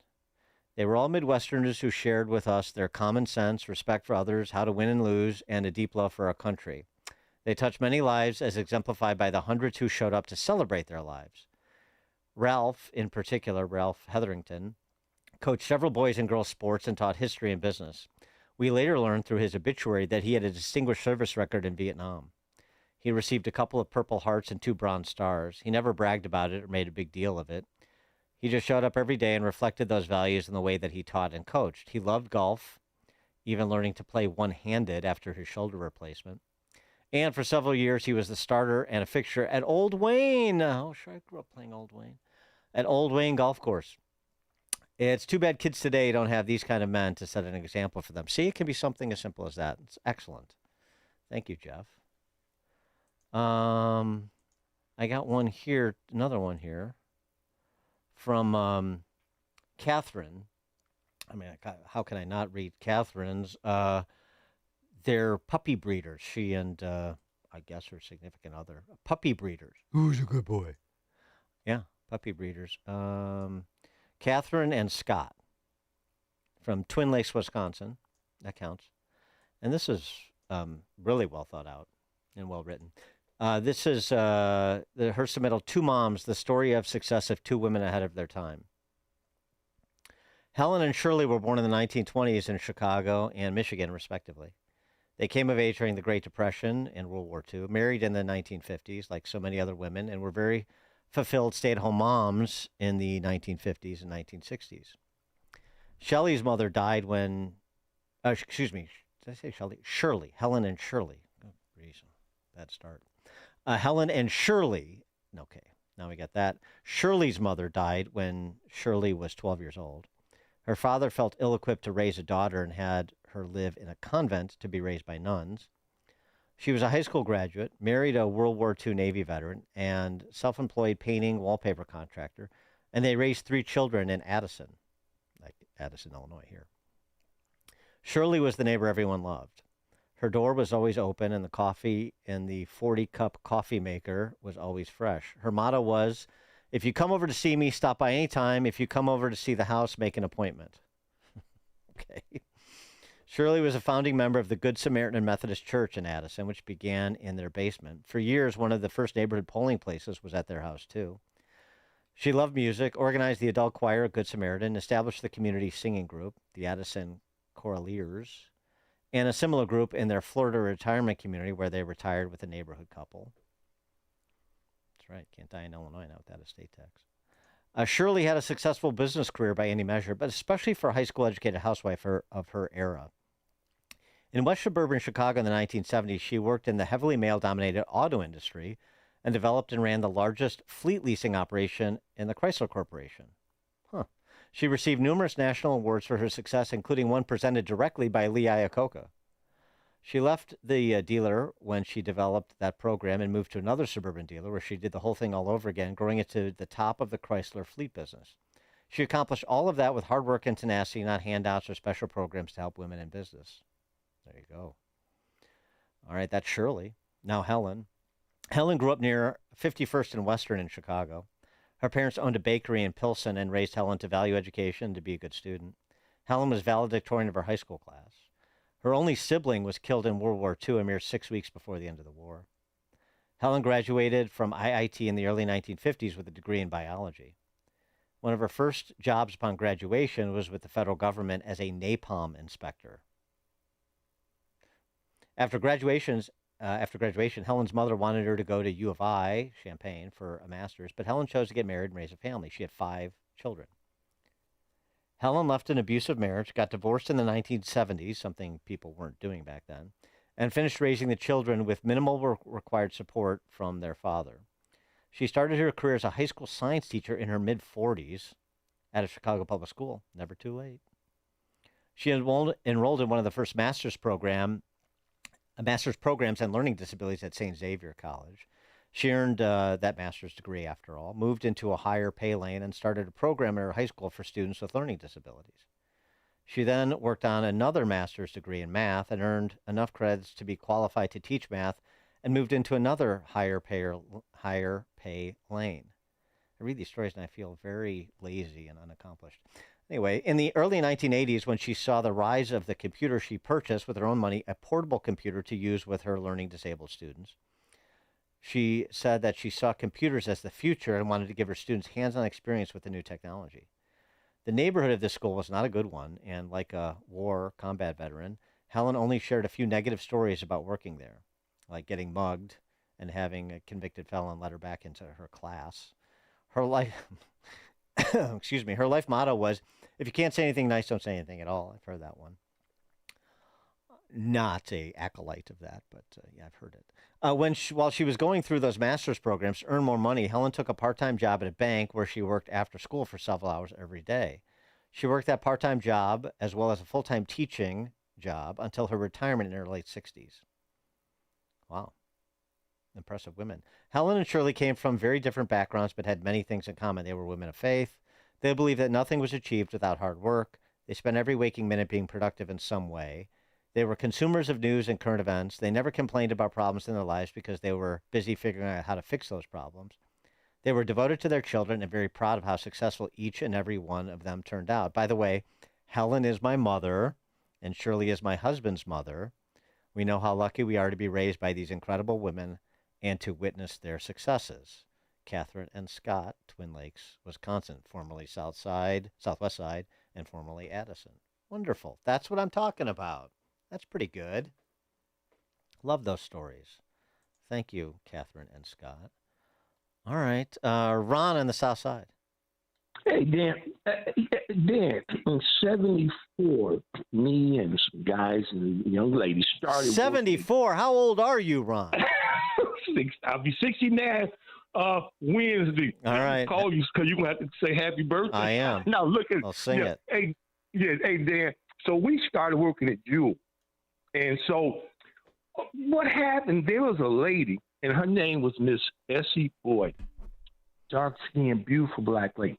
Dan, and she would come up to us and tell us, if you want your job, be here on time.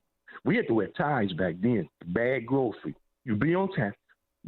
Know who this customer is, because without them, you wouldn't be. But Dan, she taught us more than I learned in college. And all of us went to different fields. We are all successfully retired. So what happened, Mary Schmidt one time in maybe 2000 said, submit an article of someone who's not your mother. There was a mother. I submitted mine. She emailed me back. She said, Ron, of all the stories I received, I found yours the most interesting. She said, can I call you and talk about Miss Essie Boyd? Yeah, it's simple.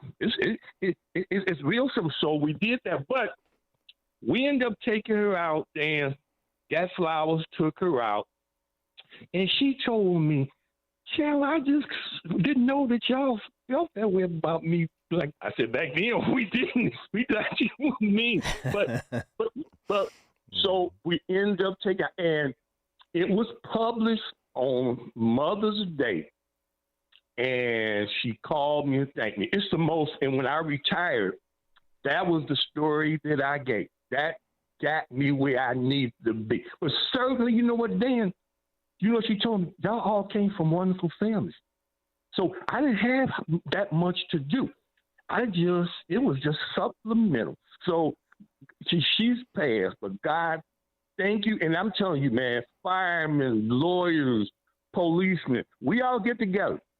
But it's all because of Miss Essie Boyd. Right at 87th and Dan Ryan. So it can be done. Thank you, Dan.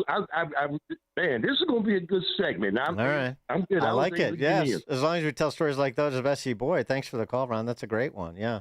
I know. Yeah. The concept of what's going on at a home that's positive being reinforced at school, being reinforced in the workplace. Fascinating, isn't it? Good stuff. Thank you, Ron. Happy birthday in advance of Wednesday, but feel free to call in. We'll have the whole gang. It'll be like a TGI Fridays. We'll have the whole gang sing to you. All right, last one. Fred from Davis Junction, Illinois. His submittal. I'm going to submit my former friend in Crescent City in Iroquois County, Ronnie. His business was next door to our grain elevator and fertilizer plant till his passing from cancer. Was it Agent Orange, the cigarettes, chemicals, and all the concrete he poured? He didn't complain. He just survived till his granddaughter was born. Ronnie grew up on a farm north of Crescent along the Iroquois River as a kid, fell off a tractor and got run over, but he healed up. Sure, it's just one of those things that happen. You get run over a tractor, rub some dirt on it. I don't know if he was drafted after graduating from Crescent Iroquois High School. He didn't share stories till after I read the book Hamburger Hill, and after reading it, the stories flowed.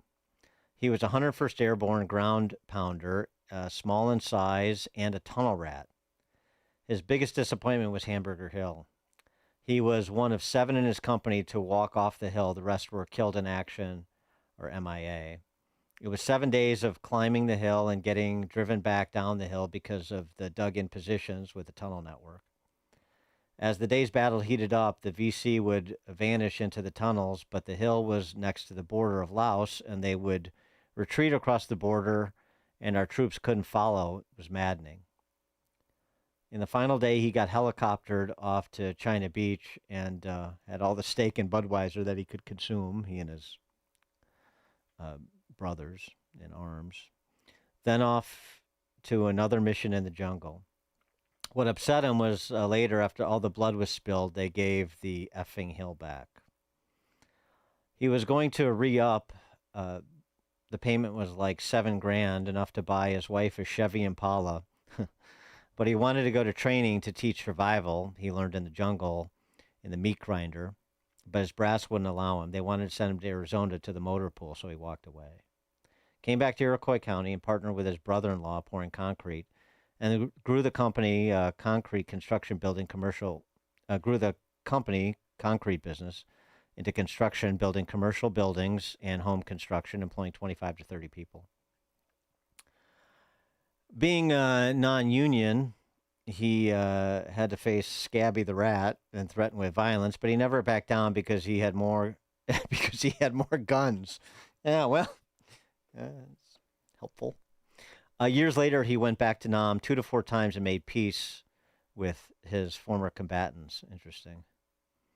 He also would vanish weeks to months at a time. He never talked, but he got employed with other former military and did projects the government needed done, but didn't want anyone to know what was done. Interesting. He was gone for weeks one time and then showed back up, and Operation Desert Storm had started. Another business they built blast chambers with scrubbers and helped destroy old obsolete bombs across the country. They also, I guess he and his brother, family, they also had chambers in Europe, and the countries would gather old World War II munitions, and his company would safely destroy those weapons in a controlled explosion. Then the cancer happened, and as far as I remember, he had a rough year of treatment and experimental drugs, but cancer won, and we lost a great friend, businessman, and warrior. All right. Well, that's great. Thank you, Fred, on Ronnie. We got a last name for Ronnie, by the way. It's difficult to read. Sorry here, but I'll try and correct that. All right. Well, that's our first official installment of Real Americans, the Unsung Heroes.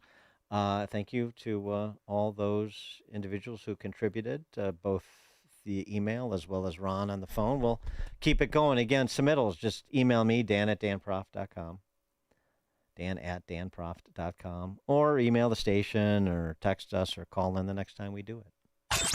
Before you see it on TV, share it on Facebook, or read about it in the paper, hear it here first. This is Chicago's Morning Answer on AM 560. The Answer. The following contains a celebrity impersonation. Mr. President, we're seeing reporting that air conditioning systems are failing as temperatures rise. What is your response? I said, don't wait. People wait until the last second, then suddenly it's hot and nothing works. I understand this stuff probably better than anybody. Mr. President, why hasn't the White House issued any guidance? I gave perfect guidance. Call Air Right Heating and Cooling. That's the guidance. If people followed it, we wouldn't even be talking about this. Sir, but homeowners have so many HVAC options. They're not like Air Right. You got some bad installers out there, some real bad hombres. I wouldn't let them near the White House. It would be a complete disaster. Mr. President, there are reports of significant rebates on new systems. Can you confirm? I've heard about them. A lot of people talking about them. If you miss out, you'd have to be really not so smart. Tremendous savings, let me tell you. Visit Air Right Heating and Cooling at AIR-RITE.com. Air Right, doing it right since 1959. It's hard to deny the constant attack of negative emotions that flood us online. The fear, anxiety, worry, and confusion that come from the constant stream of news and social media can be overwhelming. There is a way to escape this never-ending cycle and find peace, hope, and joy in your daily life. Christianity.com, with a wide range of daily devotionals, biblical answers to life's toughest questions, and insightful Bible study articles from your favorite pastors and authors on current events and issues, Christianity.com provides a little heaven on earth. Go to Christianity.com now. Hello, everyone. Gary Sinise here. I'm thrilled to share that me and the Lieutenant Dan Band are returning to Cantini Park in Wheaton, Illinois, where we will be rocking for our vets. Join us on July 11th for the West Suburban Foundation for Disabled Veterans America 250 concert, saluting our veterans and supporting your veteran community. Tickets are on sale now at WSFDV.org, and I can't wait to see you there. Let's rock for our vets. AM 560, The Answer. Hey, Ronnie from Iroquois County, Ronnie Storm. Ronnie Storm is the shout out. Thanks again, Fred, and to everybody else who contributed stories. Keep them coming. I love hearing them. Thanks for joining us in another installment of Chicago's Morning Answer. Back with more wit and wisdom. God willing, and the creek don't rise. It's now 9 o'clock on AM 560 WIND. The Supreme Court is about to rule. I'm Dave Anthony, Fox News. We'll get decisions any minute now. With 8 cases remaining this term, several involve Trump policies, including a challenge to his executive order that outlaws birthright citizenship for anyone born in the U.S. to parents who are here illegally. A big debate in the court when the president showed up, the first sitting president there for the arguments about logistically how would this work.